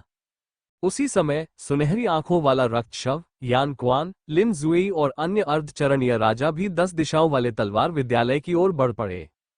इतने सारे हाफ स्टेप किंग्स के शामिल होने से तो मानो नरसंहार ही हो गया। दर्द और पीड़ा की चीखें हवा में गूंज उठी क्योंकि बड़ी संख्या में विशेषज्ञ मारे गए। भागो, जल्दी भागो। 10 दिशाओं के तलवारबाज स्कूल के लोगों में लड़ने का साहस नहीं बचा था। यहां तक कि उनका संप्रदाय प्रमुख भी भाग निकला था। और दूसरी तरफ इतने सारे खूंखार योद्धा थे। वहां रुककर लड़ना मृत्यु को दावत देने जैसा था। एक एक करके वे रहस्यमयी तलवार संप्रदाय से भागने लगे। इस बार 10 दिशाओं वाली तलवार स्कूल का हमला पूरी तरह से विफल माना जा सकता है। छी छी। लू मिंग हिंसक रूप से लोगों को मार रहा था। उसने अपने लंबे भाले के एक ही वार से दुआनमू परिवार के कुछ विशेषज्ञों को मार डाला। लू मिंग की निगाह दुआनमू परिवार पर थी। दरअसल रहस्यमयी तलवार संप्रदाय के अन्य लोगों के लिए भी यही स्थिति थी। वे भी दुआनमू परिवार को निशाना बना रहे थे। यदि 10 दिशाओं के तलवार विद्यालय के लोग भाग भी जाएं, तो भी वे दुआनमू परिवार के लोगों को नहीं छोड़ सकते। गद्दार, केवल मौत। चारों ओर अफरा तफरी मची हुई थी। पूरा माहौल अराजकता से भरा हुआ था।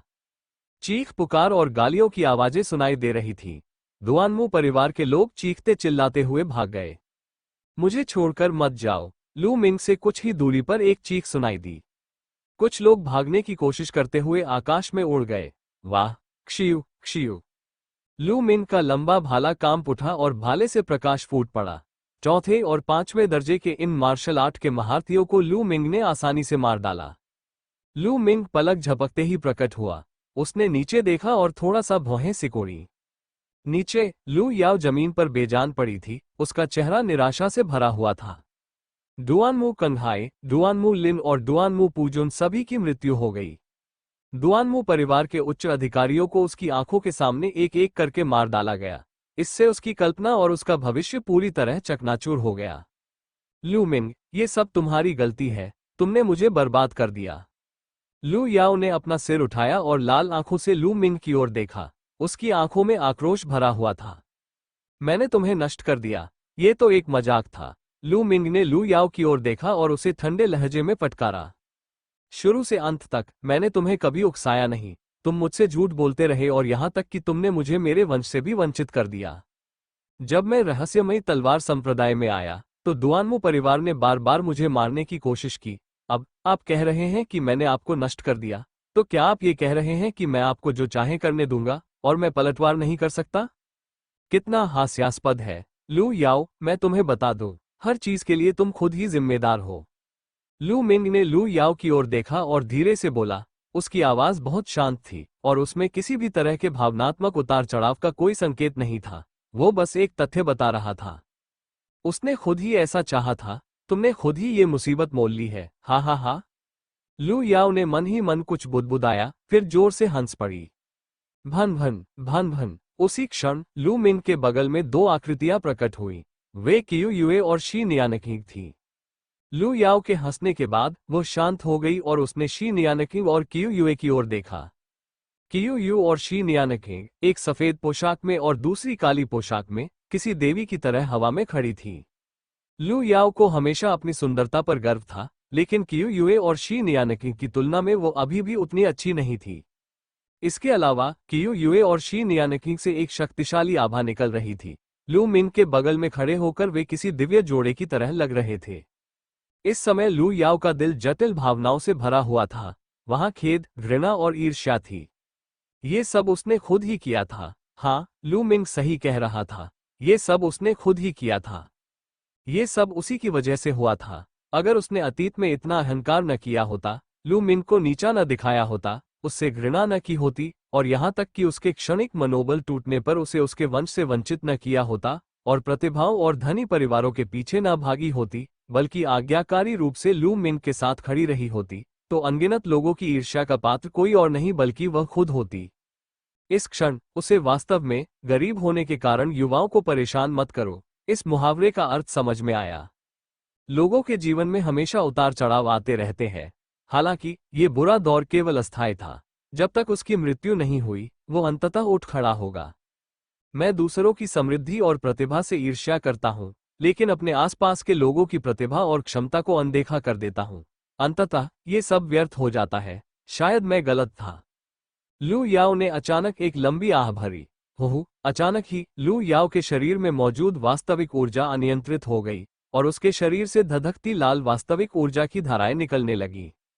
पुची। फिर लू याओ का शरीर कांप उठा और उसने मुंह भरकर खून थूक दिया। उसकी आभा तेजी से कमजोर हो गई और अंततः वह एक साधारण व्यक्ति की तरह हो गई। उनकी साधना शक्ति पूरी तरह से ठप हो गई थी। थोड़े ही समय में लू याओ ने एक बड़े उतार चढ़ाव का सामना किया था और उसकी मानसिक स्थिति में भी बहुत बड़ा बदलाव आया था, जिसके कारण वास्तव में उसकी मानसिक स्थिति पूरी तरह से बिगड़ गई और उसकी साधना पूरी तरह से बाधित हो गई। लू याओ जमीन पर बेजान पड़ी थी, उसकी आंखें भावहीन थीं और निराशा से भरी हुई थीं। उस क्षण इस स्थान तक की अपनी यात्रा के दृश्य लू याओ के मन में उभर आए। उसे अचानक एहसास हुआ कि लू मिंग के साथ बिताए 3 साल ही असल खुशी थे। बाद में उसने और अधिक पाने की चाहत रखी, जो उसके लिए और भी थका देने वाली साबित हुई। काफी देर बाद लू याओ अचानक फूट फूट कर रोने लगी। उसने लू मिंग की तरफ देखा और कहा, लू मिंग, मुझे माफ कर दो। ठीक है। लू मिंग ने अचानक आह भरी। हमेशा आसपास देखना चाहिए। दूर का नजारा भले ही सुंदर हो, पर वह महज एक भ्रम है, सपने जैसा है। भविष्य में साधारण इंसान बनना कोई बुरी बात नहीं है। उसके बाद लू मिंग ने रक्तलाल घुड़सवार सेना के एक विशेषज्ञ को बुलाया और निर्देश दिया, उसे पास के किसी साधारण गांव में ले जाओ और उसे अपना शेष जीवन वहीं बिताने दो। हाँ, रक्त के रंग के लाल रंग से सजी घुड़सवार सेना ने आदेश स्वीकार किया। लू याओ को उठाया और पलक झपकते ही गायब हो गई। हल्की हवा चली और एक साफ सुथरी आंसू की बूंद लू मिंग की ओर बहकर आई। लू मिंग ने अपनी हथेली खोली और आंसू की बूंद उस पर गिर पड़ी। ये भी अच्छा है, लू मिंग ने बुदबुदाया। क्या हुआ? क्या तुम अपने पुराने प्रेमी से अलग नहीं हो पा रहे? जी नियानक्विंग ने चिल्लाया। पुराना प्रेमी? क्या तुम मेरे पुराने प्रेमी नहीं हो? लू मिंग मुस्कुराया। मैं? छी, तुम्हारा पुराना प्रेमी कौन है? जिया नियानक्विंग ने लू मिंग की ओर आंखें घुमाई और दांत पीसते हुए कहा। हालांकि उसका चेहरा थोड़ा लाल था। कियू युए ने अपनी नम आंखों को झपकाया और लू मिंग और शी नियानक्विंग की ओर देखा। उसने धीरे से मुस्कुराया और कुछ नहीं कहा। इस लड़ाई में अब कोई रोमांच नहीं बचा था। अंततः दुआनमू परिवार लगभग पूरी तरह से नष्ट हो गया और 10 दिशाओं वाली तलवार विद्या को भी भारी नुकसान उठाना पड़ा। केवल कुछ ही लोग बच निकलने में सफल रहे। यिन तियानजुए अपने साथ जिन दर्जनों विशेषज्ञों को लेकर आया था, उनमें से खुद को छोड़कर बाकी सभी मारे जा चुके थे। रहस्यमयी तलवार संप्रदाय के पांचों प्रांगण खंडहरों और लाशों से ढके हुए थे। जमीन खून से लाल हो गई थी। माहौल तनावपूर्ण था। हालांकि रहस्यमयी तलवार संप्रदाय ने ये युद्ध जीत लिया था, लेकिन उन्हें भारी नुकसान भी उठाना पड़ा था। ये कहा जा सकता है कि इस युद्ध के बाद रहस्यमयी तलवार संप्रदाय की शक्ति में भारी गिरावट आई थी। दुआनमू परिवार के विश्वासघात के कारण व्हाइट टाइगर हॉल लगभग पनगु हो गया था। लू मिंग खंडहरों के बीच चल रहा था। Marquis champion. मार्क्विस चैंपियन, रहस्यमय तलवार संप्रदाय के शिष्यों ने लू मिंग को देखकर आदरपूर्वक सिर झुकाया। उनके दिल जटिल भावनाओं से भरे हुए थे। पहले लू मिंग भी उन्हीं की तरह रहस्यमयी तलवार संप्रदाय का शिष्य था, लेकिन अब हालात अलग थे। अब लू मिंग मार्क्विस चैंपियन था और सेना का नेतृत्व उसी के हाथ में था। उसकी अपनी शक्ति अत्यंत प्रबल थी और उसके अधीन 2 उच्च कोटि के योद्धा थे। वह पहले ही प्रज्वलित सूर्य साम्राज्य के अधिपति बन चुका था, एक ऐसा अधिपति जो लिन जुई के बराबर था। लू मिंग ने जवाब में सिर हिलाया। Marquis champion. लू मिंग की मुलाकात एजियो ड्रैगन हॉल में झांग मुयुन से हुई। वह खून से लथपथ था और जुओ येरोग उसके साथ थी। भाई झांग, आपको इतना विनम्र होने की जरूरत नहीं है, लू मिंग ने मुस्कुराते हुए कहा। लू मिंग झांग मुयुन और जुओ येरोंग के लिए खुश थे। हालांकि लू मिंग का उन दोनों से बहुत कम संपर्क था, फिर भी वो उनके चरित्र की प्रशंसा करता था।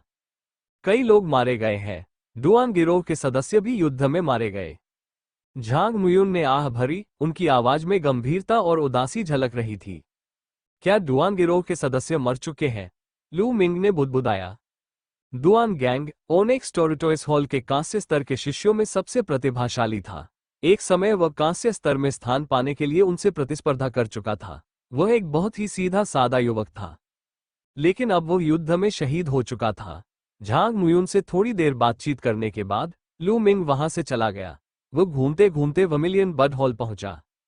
लू मिंग, एक हल्की सी आह भरते हुए मुलैन धीरे धीरे लू मिंग की ओर चली। उसकी आंखों में खुशी भरी हुई थी। इस समय तक लू मिंग अपने असली रूप में लौट चुका था और खून जैसे लाल रंग की घुड़सवार सेना में मौजूद हर कोई उसकी असली पहचान जान चुका था। वरिष्ठ बहन मुलैन। लू मिंग भी मुस्कुराया और मुलैन की ओर चल पड़ा। लू मिंग, तुम्हारे बारे में मेरा अनुमान सही निकला। काफी समय हो गया जब हम आखिरी बार मिले थे। तुम्हारी उपलब्धियां मेरी कल्पना से परे हैं। और अब जबकि आप मार्क्विस चैंपियन बन गए हैं, तो क्या मुझे आपसे मिलने पर आपको लॉर्ड मार्क्विस कहकर बुलाना चाहिए? मुलैन मुस्कुराते हुए लू मिंग के पास आई और उसे चिढ़ाने लगी। उनकी मुलाकात को 1 साल से भी ज्यादा समय हो गया था और मुलैन का शरीर और भी ज्यादा सुडौल हो गया था। उसने एक टाइट फिटिंग वाली काली शिफॉन ड्रेस पहनी हुई थी जो उसके शरीर के आकर्षक उभारों को बखूबी दर्शा रही थी। उसके शरीर की हल्की सी सुगंध लगातार लू मिंग की नाक में प्रवेश कर रही थी। ये सुगंध असीम मोहक थी। ये बिल्कुल पके हुए आड़ू जैसा था। सीनियर सिस्टर मुलान, आपने मुझ पर हंसा। सीनियर सिस्टर के सामने मैं अब भी वही छोटा भाई हूँ, लू मिंग ने कड़वी मुस्कान के साथ कहा। मुलैन के चेहरे पर एक संतुष्टि भरी मुस्कान आ गई, मानो वो कह रही हो, कम से कम तुम्हें अपनी औकात तो पता है। फिर मुलैन ने लू मिंग को ध्यान से देखा। उसकी आंखों में थोड़ी सी लालसा झलक उठी, लेकिन किसी ने इस पर ध्यान नहीं दिया। वूश! इसी क्षण उनके ऊपर हवा में एक आकृति प्रकट हुई। वो एक अधेड़ उम्र का आदमी था। मार्क्वेस चैंपियन, संप्रदाय के नेता को आपसे कुछ बात करनी है। वे बैठक कक्ष में हैं।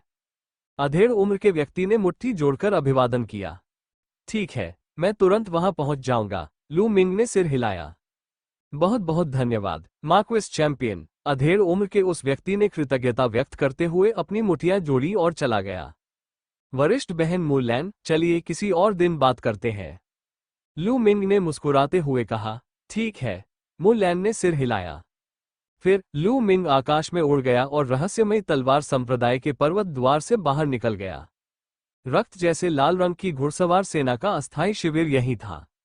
लॉर्ड मार्क्वेस, जैसे ही लू मिंग वापस लौटा, रक्त जैसे लाल रंग की घुड़सवार सेना ने उसे सलामी दी। चाहे वो लू मिंग हो या तियान्युन, रक्त लाल घुड़सवार सेना को कोई फर्क नहीं पड़ता था। वे केवल एक ही व्यक्ति को पहचानते थे और वो स्वयं मार्क्वेस चैंपियन थे। फिर लू मिंग सुनहरी आंखों वाले रक्त शव और यान क्वान को रहस्यमय तलवार संप्रदाय के बैठक कक्ष में ले आया। रहस्यमयी तलवार संप्रदाय का सभा कक्ष 5 महान अकादमियों के भीतर गहराई में स्थित था। यह वह स्थान था जहां संप्रदाय के नेता, स्वर्ण वस्त्रधारी वरिष्ठ और स्वर्ण श्रेणी के शिष्य साधना करते थे। ये रहस्यमयी तलवार संप्रदाय का केंद्र भी था। उस समय लू मिंग इतने लंबे समय तक रहस्यमयी तलवार संप्रदाय में रहा था, लेकिन वह कभी यहां नहीं आया था। अब उसने रहस्यमयी तलवार संप्रदाय छोड़ दिया है और यहां आ गया है।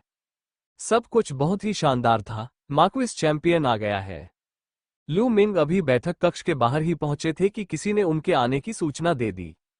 इसके बाद दर्जनों लोग बैठक कक्ष से बाहर चले गए।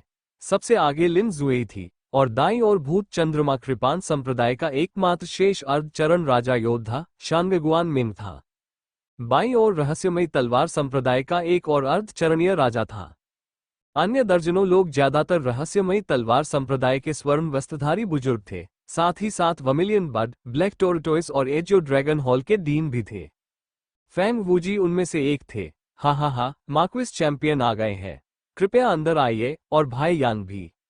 लिन जुएई हंस पड़ी और उसने लू मिंग और यान क्वान की ओर मुट्ठी बांधकर इशारा किया। उनका लहजा बहुत ही विनम्र था और उन्होंने लू मिंग के साथ समान स्तर का व्यवहार किया। मार्क्वेस चैंपियन और सीनियर यान क्वान को हार्दिक बधाई। स्वर्ण वस्त्रधारी बुजुर्गों ने भी अपनी मुठियां जोड़कर कहा। उनकी भावनाएं जटिल थीं। लू मिंग कभी रहस्यमयी तलवार संप्रदाय का शिष्य और स्वर्ग का एक गौरवशाली पुत्र था। उसने रहस्यमयी तलवार संप्रदाय में प्रवेश किया और कई रिकॉर्ड बनाए। अंततः दुआनमू परिवार के कारण उन्होंने लू मिंग को रहस्यमयी तलवार संप्रदाय छोड़ने के लिए मजबूर कर दिया। लेकिन अभी कुछ ही समय बीता था और लू मिंग ने अकेले ही इतनी बड़ी उपलब्धियां हासिल कर ली थीं। यहां तक कि उन्हें भी लू मिंग के सामने झुकना पड़ा। ये सचमुच अविश्वसनीय था। संप्रदाय के नेता लिन, वरिष्ठों, आपको इतना विनम्र होने की आवश्यकता नहीं है। लू मिंग मुस्कुराया। यान क्वान के चेहरे पर कोई भाव नहीं था। बेशक सुनहरी आंखों वाले रक्तलाश ने कोई प्रतिक्रिया नहीं दी। वो लू मिंग का बारीकी से पीछा करता रहा। लोगों का एक समूह बैठक कक्ष में दाखिल हुआ और अपनी अपनी सीटों पर बैठ गया। इस बार ये सब मार्क्वेस चैंपियन के समय पर आगमन के कारण संभव हुआ है। अन्यथा मेरी रहस्यमयी शक्ति तलवार संप्रदाय 10 दिशाओं की तलवार संप्रदाय द्वारा नष्ट हो जाती। रहस्यमयी शक्ति तलवार संप्रदाय के सभी शिष्यों की ओर से मैं मार्क्वेस चैंपियन को धन्यवाद देना चाहता हूँ। हॉल के सबसे आगे लिन जुएई खड़ी हुई और उन्होंने गंभीरतापूर्वक लू मिंग को धन्यवाद दिया। संप्रदाय के नेता लिन, आप बहुत ही विनम्र हैं। मैं बस इतना नहीं चाहता कि 10 दिशाओं वाली तलवार संप्रदाय धधकते सूरज साम्राज्य को एकजुट करे। लू मिंग ने हल्की सी मुस्कान दी और उसका रवैया उदासीन था। चाहे कुछ भी हो जाए, मुझे फिर भी मार्क्वेस चैंपियन का धन्यवाद करना है। लिन जुएई ने एक बार फिर अपनी मुठियां जोड़ी। उसने मन ही मन आह भरी और थोड़ी निराश भी हुई। ये स्पष्ट था कि लू मिंग की उनके बारे में अच्छी राय नहीं थी। उसने सोचा था कि लू मिंग को रहस्यमयी तलवार संप्रदाय में वापस लाना संभव है। हालांकि लू मिंग के रवैये को देखते हुए यह असंभव सा लग रहा था। लिन जुएई ने खुद को संभाला और आगे कहा, मैंने आज मार्क्वेस चैंपियन को यहां मौजूदा स्थिति और हमें क्या करना चाहिए, इस पर चर्चा करने के लिए आमंत्रित किया है। लू मिंग ने सिर हिलाया। इस बार 10 दिशाओं के तलवार स्कूल को हरा दिया गया है। वे इसे आसानी से जाने नहीं देंगे और निश्चित रूप से वापसी करेंगे। इसके अलावा 10 दिशाओं के तलवार स्कूल ने स्वर्गीय दानव संप्रदाय के साथ गठबंधन कर लिया है। साथ ही उन्होंने शाही राजधानी पर कब्जा कर लिया है। 10 दिशाओं के तलवार स्कूल का कोई मुकाबला नहीं कर सकता। इसलिए हमें 10 दिशाओं के तलवार स्कूल से लड़ने की शक्ति प्राप्त करने के लिए क्रिम्सन क्लाउड वैली के साथ मिलकर काम करना होगा। अब सबसे महत्वपूर्ण बात है क्रिम्सन क्लाउड वैली को बचाना। पहले स्वर्गीय दानव संप्रदाय और 10 दिशाओं की तलवार स्कूल के कुछ विशेषज्ञ लापता थे, संभवतः वे क्रिम्सन क्लाउड वैली से निपटने गए थे। मुझे आश्चर्य है कि मार्क्वेस चैंपियन और वरिष्ठ शांगगुआन इस बारे में क्या सोचते हैं। लिन जुई ने विश्लेषण किया और फिर लू मिंग और शांगगुआन मिंग को देखा। मुझे कोई आपत्ति नहीं है, बशर्ते हम 10 दिशाओं वाले तलवार स्कूल को सफल न होने दें। शांगगुआन मिंग ने कहा, मुझे भी कोई आपत्ति नहीं है। लू मिंग ने सिर हिलाया। किसी को कोई आपत्ति नहीं थी, इसलिए उन्होंने तुरंत क्रिम्सन क्लाउड वैली की सहायता के लिए विशेषज्ञों को भेजा। लिन जुई व्यक्तिगत रूप से गए, शांगगुआन मिंग ने स्वेच्छा से काम किया और लू मिंग ने फ्लेम स्प्रिंग भेजा। तीनों आधे कदम वाले राजाओं ने विशेषज्ञों के एक बड़े समूह का नेतृत्व किया और लाल बादल घाटी की ओर धावा बोल दिया। लू मिंग ने सर्वोच्च मंदिर में प्रवेश किया और रक्त सार का उपभोग और शोधन शुरू कर दिया। इस लड़ाई में लू मिंग ने बड़ी मात्रा में रक्त सार का सेवन किया और इसका उपयोग अपनी 9 ड्रैगन रक्तरेखा को बेहतर बनाने के लिए किया। उनकी साधना में बहुत तेजी से सुधार हुआ था और उन्हें इसे और निखारने के लिए अभी कुछ समय चाहिए था। इसलिए रक्त की सारी शक्ति का उपयोग वंश को सुधारने के लिए किया गया। अब लू मिंग को महसूस हुआ कि उसकी 9 ड्रैगन वंशानुक्रम प्रथम श्रेणी के राजा स्तर की सीमा तक पहुंच चुकी है। वो जल्द ही द्वितीय श्रेणी के राजा स्तर तक पहुंच जाएगा। हाथ के इशारे से एक जैड की बोतल प्रकट हुई। उस बोतल में रक्त के सार की 9 बूंदें थीं। रक्त के सार की ये 9 बूंदें एक साथ रखी गईं और आपस में नहीं मिली। वे 9 चमकीले मानिकों के समान थीं। ये दुवानमू कांघाई द्वारा छोड़ा गया रक्त सार था। सच्ची ऊर्जा की एक सांस के साथ रक्त की एक बूंद बाहर निकली। उसी समय 9 ड्रैगनों का वंश प्रकट हुआ। उसने अपना मुंह खोला और सांस ली और रक्त की वह बूंद 9 ड्रैगनों के वंश द्वारा निगल ली गई। धमाका। रक्त के सार की एक बूंद के अवशोषित होते ही ऐसा लगा मानो कोई ज्वालामुखी फट पड़ा हो, जो भयानक ऊर्जा के साथ विस्फोट कर रहा हो। 9 ड्रैगन वंश के शरीर में वास्तव में तेजी से सूजन आ गई। गर्जन। 9 ड्रैगन वंशों ने दहाड़ लगाई और उनकी आवाजें इतनी गड़गड़ाहट से गूंज उठी कि आकाश और पृथ्वी कांप उठे। उन्होंने तेजी से शोधन शुरू कर दिया। अर्धचरण राजा का रक्त सार अत्यधिक समृद्ध था। उसकी असीम ऊर्जा 9 ड्रैगन वंश द्वारा पूरी तरह से अवशोषित कर ली गई थी। भन भन। आधे घंटे बाद 9 ड्रैगनों की वंश परंपरा कांप उठी। उसके शरीर के चारों ओर केवल एक ही चांदी का चक्रा था।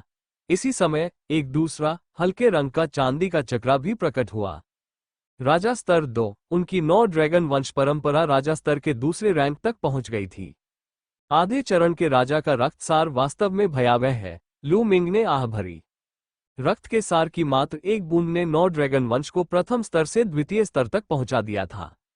जारी रखना। लू मिंग ने रक्त की एक और बूंद निकाली और उसे पी लिया। इस बार लू मिंग ने अपने दूसरे रक्त मेरिडियन को अपग्रेड किया। दूसरी वंशावली एक प्राचीन पत्थर की शिला थी। उस पर कुछ शब्द अंकित प्रतीत हो रहे थे, लेकिन वे धुंधले और अस्पष्ट थे। ये बहुत रहस्यमय लग रहा था। इसके अलावा अब तक दूसरी वंश परंपरा का लू मिंग की युद्ध शक्ति बढ़ाने के अलावा कोई अन्य जादुई प्रभाव नहीं दिखाई दिया था जब उसने इसे सक्रिय किया था। ये राजा स्तरीय वंश के अनुरूप नहीं था। लू मिंग ने अनुमान लगाया कि इसका कारण शायद रक्त मेरिडियन का स्तर अभी बहुत कम होना है। रक्त मेरिडियन का स्तर बढ़ने पर द्वितीय रक्त मेरिडियन निश्चित रूप से कुछ शक्ति प्रदर्शित करेगा। एक विशाल पत्थर की शिला प्रकट हुई और रक्त की ऊर्जा का प्रवाह निरंतर उस शिला में प्रवाहित होता रहा। हालांकि उसकी दूसरी वंश परंपरा अब राजा स्तर के चौथे पायदान पर थी।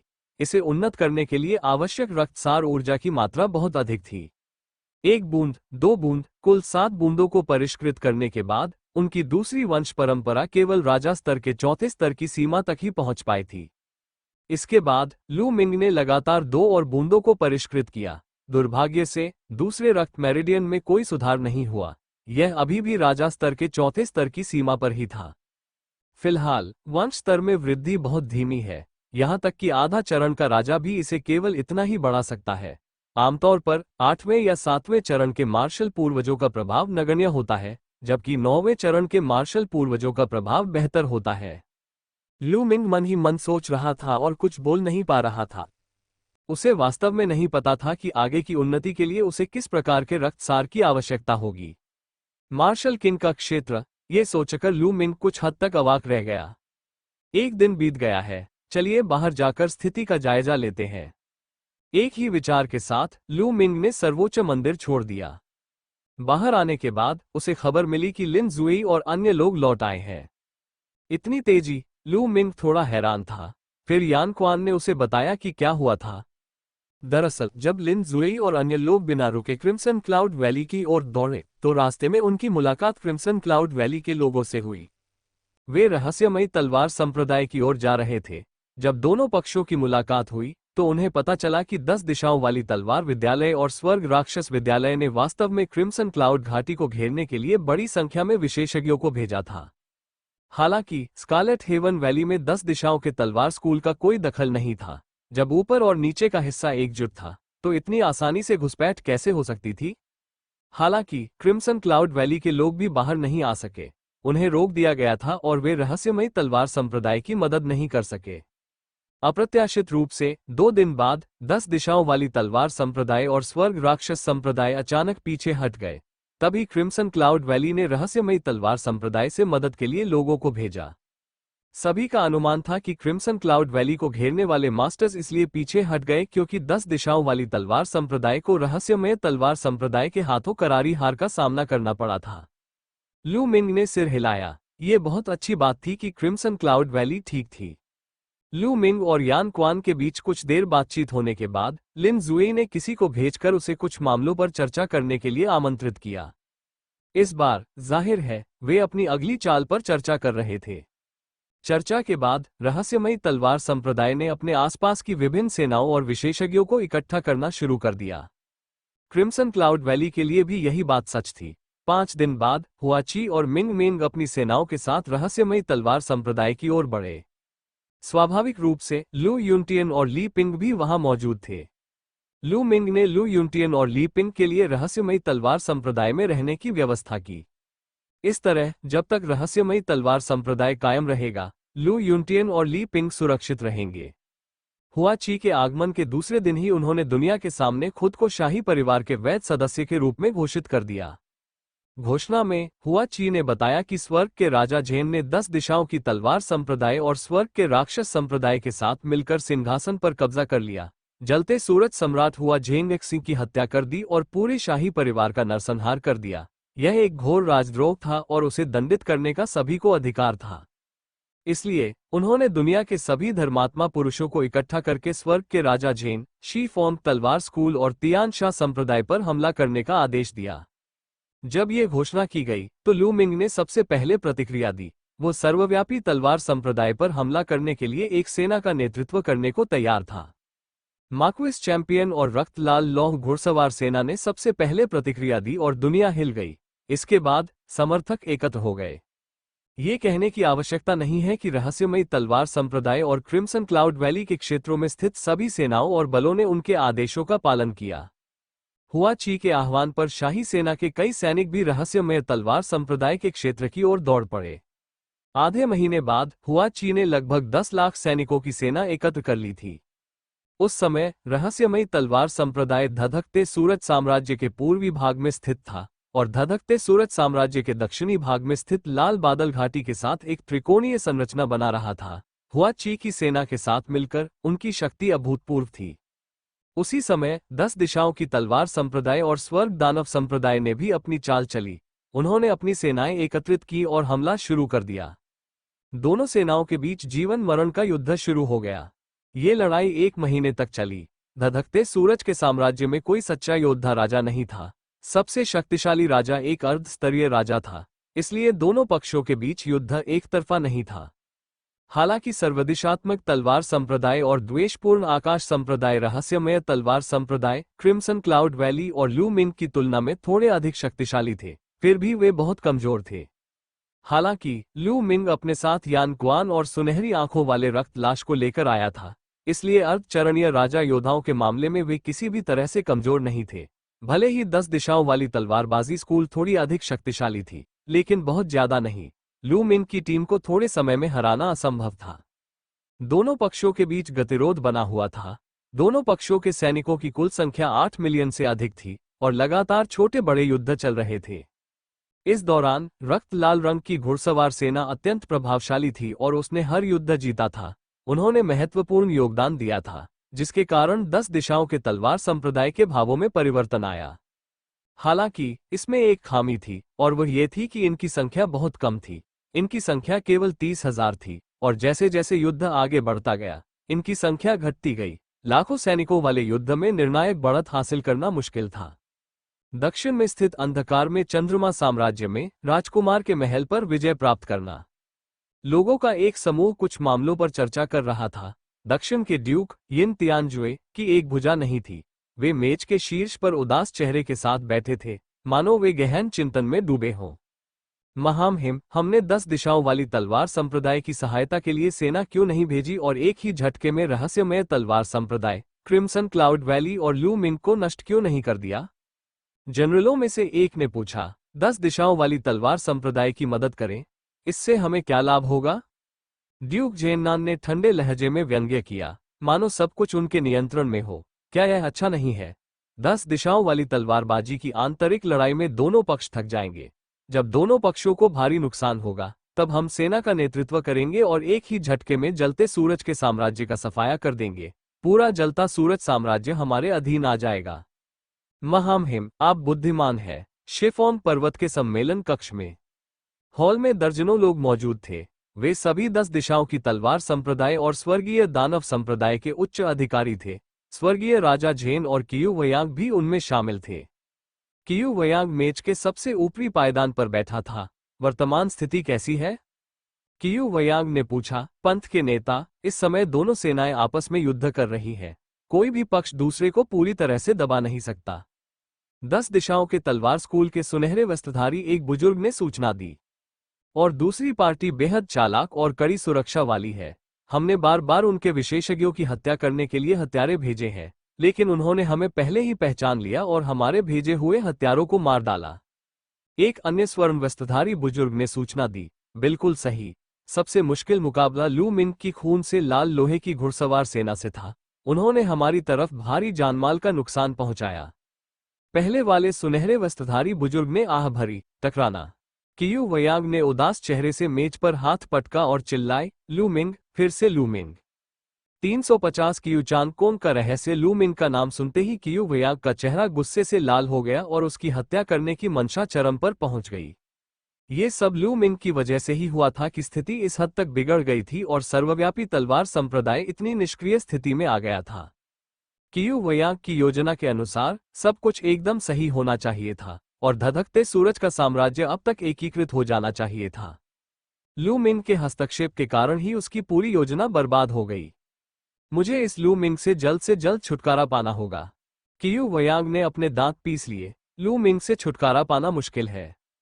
सोने के वस्त्र पहने एक बुजुर्ग ने आह भरी। लू मिंग की युद्ध क्षमता बहुत प्रबल थी और उसके साथ हमेशा एक अर्ध स्तरीय राजा मौजूद रहता था। उसे मारना लगभग असंभव था। यिन तियानजुए के बारे में क्या? अभी तक कोई जवाब नहीं मिला? कियू वयांग ने पूछा। नहीं, उसके भेजे गए दूत ने कहा कि यिन तियानजुए ने उसे बिल्कुल नहीं देखा। धिक्कार है यिन तियानजुए पर, वह बूढ़ा धूर्त। वह हम दोनों के नुकसान का इंतजार कर रहा है ताकि वो उससे फायदा उठा सके। कियू वयांग गुस्से से चिल्लाया, संप्रदाय के नेता, आपको इतनी चिंता करने की आवश्यकता नहीं है। हमें रहस्यमयी तलवार संप्रदाय, लाल बादल घाटी और लू मिंग को नष्ट करने में ज्यादा समय नहीं लगेगा। इसी क्षण एक स्पष्ट आवाज सुनाई दी। जैसे ही उसने ये कहा, सबकी निगाहें बोलने वाले व्यक्ति की ओर मुड़ गईं। यह व्यक्ति लगभग 20 वर्ष का था और वो कियू चांगकोंग था। झांगकोंग, क्या आपके पास इसका कोई हल है? कियू वयांग ने पूछा। हाँ, संप्रदाय के नेता और उपस्थित सभी वरिष्ठगण, क्या आप सब भूल गए हैं कि एम्पायरियन हेवन डिवाइन पैलेस के लिए भर्ती का दिन, जो हर 5 साल में एक बार होता है, आने ही वाला है?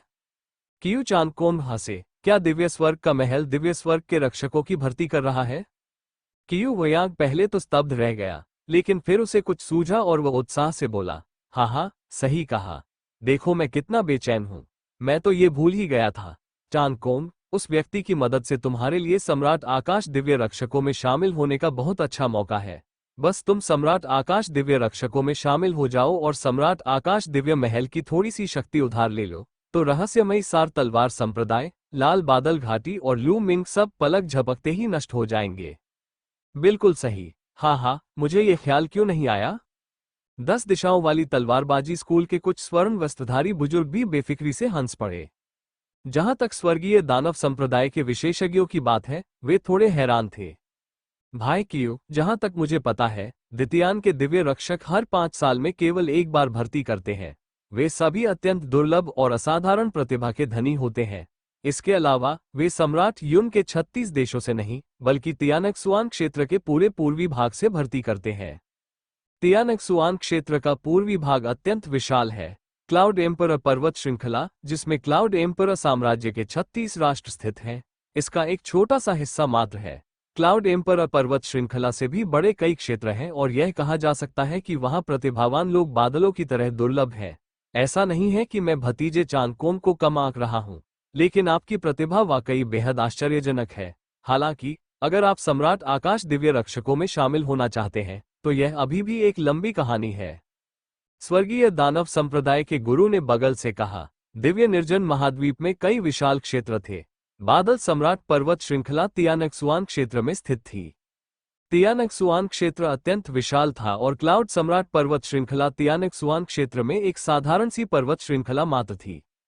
भले ही धधकते सूरज साम्राज्य में कियू चांगकोम की शक्ति बेजोड़ थी और अनगिनत युवा प्रतिभाशाली लोग उसके सामने फीके पड़ जाते थे, लेकिन तियानक्सुआन क्षेत्र के पूरे पूर्वी क्षेत्र में उसका कोई महत्व नहीं था। दूसरी ओर कियू चांगकोम, कियू वयांग और 10 दिशाओं वाली तलवार संप्रदाय के वरिष्ठ सदस्य काफी आत्मविश्वासी प्रतीत हो रहे थे। तियानशा संप्रदाय के नेता का भ्रमित होना कोई आश्चर्य की बात नहीं थी। हाँ, भाई जुओ को कुछ पता नहीं है। आपको बताने में कोई हर्ज नहीं है। चांगकोम बचपन से ही प्रतिभाशाली और बुद्धिमान रहा है। जब वो छोटा था, तो सम्राट स्वर्ग दिव्य महल की पूर्वी शाखा के एक प्रमुख व्यक्ति ने उसे नामात्र का शिष्य बना लिया था। इन वर्षों के दौरान वो प्रमुख व्यक्ति कभी कभी चांगकोम को मार्गदर्शन देने के लिए 10 दिशाओं के तलवार संप्रदाय में आता था। कियू वयांग गर्व से मुस्कुराया। क्या भतीजे चांगकोम को सम्राट के स्वर्गिक महल के एक प्रमुख व्यक्ति ने नामात्र के शिष्य के रूप में स्वीकार कर लिया? स्वर्गीय राक्षस संप्रदाय का गुरु एक जोरदार आवाज के साथ अपनी कुर्सी से उठा और लगभग चिल्ला रहा था। दमन के स्वर्गीय राजा और स्वर्गीय राक्षस संप्रदाय के कुछ अन्य विशेषज्ञों के चेहरे पर भी एक ही भाव था। ये बेहद चौंकाने वाला था। सम्राट के स्वर्ग दिव्य महल के पूर्वी महल में एक प्रमुख पात्र, वो किस प्रकार का अस्तित्व था। वास्तव में उसे कियू चांगकोम पसंद आ गया था और उसने उसे नामात्र का शिष्य स्वीकार कर लिया था। हालांकि वो केवल नामात्र का शिष्य था, सच्चा शिष्य नहीं, फिर भी यह अपने आप में काफी चौंकाने वाली बात थी। कोई आश्चर्य नहीं कि कियू चांगकोम अन्य प्रतिभाशाली लोगों से इतना आगे निकलकर क्लाउड सम्राट की श्रेणी में प्रवेश कर सका। उसने तो कुछ समय पहले ही क्लाउड सम्राट की श्रेणी में मौजूद एक प्रतिभाशाली व्यक्ति को मार डाला था। मैं समझ गया। तियानशा संप्रदाय के गुरु ने ईर्ष्या भरी निगाहों से कियू चांगकोम को देखते हुए आह भरी। हाँ, अब हम अपनी सेना वापस बुला लेंगे और रहस्यमयी तलवार संप्रदाय के साथ गतिरोध बनाए रखेंगे। जब चांगकोम स्वर्ग का दिव्य रक्षक बन जाएगा, तब हम स्वर्ग के दिव्य महल की थोड़ी सी शक्ति का उपयोग करके रहस्यमयी तलवार संप्रदाय और लाल बादल घाटी को पल भर में नष्ट कर देंगे। कियू वयांग हासे। लू मिंग, लू युनटियन, मार्शल सम्राट का खजाना मेरा है। देखते हैं तुम कब तक छिप सकते हो। कियू चांगकोम की आंखों में ठंडे दिल से हत्या करने का इरादा झलक रहा था। जब से ये खबर फैली कि लू मिंग ही लू युनटियन है, तब से कियू चांगकोम ने यह अनुमान लगाया था कि लू युनटियन ही लू मिंग के पिता थे और लू मिंग ही वह व्यक्ति था जिसने लू युनटियन को बचाया था। लू युनटियन इतने सालों से इस रहस्य को छिपाए हुए हैं क्योंकि वे मार्शल सम्राट के खजाने का रहस्य अपने बेटे को सौंपना चाहते हैं। लू मिंग, तुम्हें अब तक मार्शल सम्राट के खजाने के रहस्य के बारे में पता होना चाहिए, है ना? ठीक है, मैं तुमसे ये रहस्य निकलवा लूंगा। कियू चांगकोम की आंखों में एक भयावह चमक दिखाई दी। कुछ समय बाद कियू वयांग ने शिफोंग तलवार संप्रदाय को अपनी सेना वापस लेने और बचाव शुरू करने का आदेश दिया और उस दिन की प्रतीक्षा करने को कहा जब empyrean heaven divine palace empyrean heaven divine guards की भर्ती करेगा। उन्हें ज्यादा इंतजार नहीं करना पड़ा। 1 महीने बाद दोनों पक्षों ने एक साथ लड़ाई बंद कर दी। दोनों पक्षों के उच्च अधिकारियों ने आदेश जारी किया कि छोटे मोटे संघर्ष भी नहीं होने दिए जाएंगे। इस आदेश का उल्लंघन करने वाले किसी भी व्यक्ति को मौत की सजा दी जाएगी। क्योंकि इसी दिन स्वर्ग के दिव्य महल से एक दूत प्रज्वलित सूर्य साम्राज्य में पहुंचा था। जब भी empyrean heaven divine palace empyrean heaven divine guards की भर्ती करने वाला होता था, तो वे विभिन्न देशों में गश्त करने और उन प्रतिभाशाली लोगों को निमंत्रण भेजने के लिए दूत भेजते थे। केवल वे प्रतिभाशाली लोग जिन्हें निमंत्रण पत्र प्राप्त हुआ था, वे ही द्वितीय दिव्य रक्षकों के चयन में भाग ले सकते थे। स्वर्ग के दिव्य महल से आए दूत के आगमन के साथ दोनों पक्षों ने स्वाभाविक रूप से युद्ध शुरू करने का साहस नहीं किया, क्योंकि उन्हें दूत के नाराज होने का डर था। दोनों पक्ष दिव्य महल के दूतों द्वारा निमंत्रण भेजे जाने की प्रतीक्षा कर रहे थे। 10 वर्गाकार पर्वत में स्थित एक गुप्त कक्ष में कियू वयांग और कियू चांगकोंग एक दूसरे के आमने सामने बैठे थे। झांगकोंग, लू मिंग की प्रतिभा भी बेहद चौंकाने वाली है। अगर वो द्वितीयान डिवाइन गार्ड के चयन में भाग लेता है तो वह आपके लिए खतरा बन सकता है। हालांकि यह खतरा बहुत छोटा है, लेकिन आप उसे बख्श नहीं सकते। कियू वयांग ने कहा, लू मिंग को निमंत्रण नहीं मिल पाएगा। कियू चांगकोंग ने अपने चेहरे पर ठंडी मुस्कान के साथ कहा, क्या आपको निमंत्रण नहीं मिल सकता? क्या वो आपके दिव्य स्वर्ग महल का स्वामी हो सकता है? कियू वयांग बहुत खुश था। कियू चांगकोंग ने सिर हिलाया, ये तो बस एक छोटी सी बात है। गुरुजी को परेशान करने की कोई जरूरत नहीं है। ये मेरे एक बड़े भाई है, मैंने उन्हें संदेश भेज दिया है। लू मिंग निमंत्रण प्राप्त नहीं कर पाएगा। कियू चांगकोंग ने ठंडी हंसी हंसते हुए थोड़ा गर्व के साथ कहा, हाँ हाँ, ये तो बहुत बढ़िया है। कियू वयांग हंसे।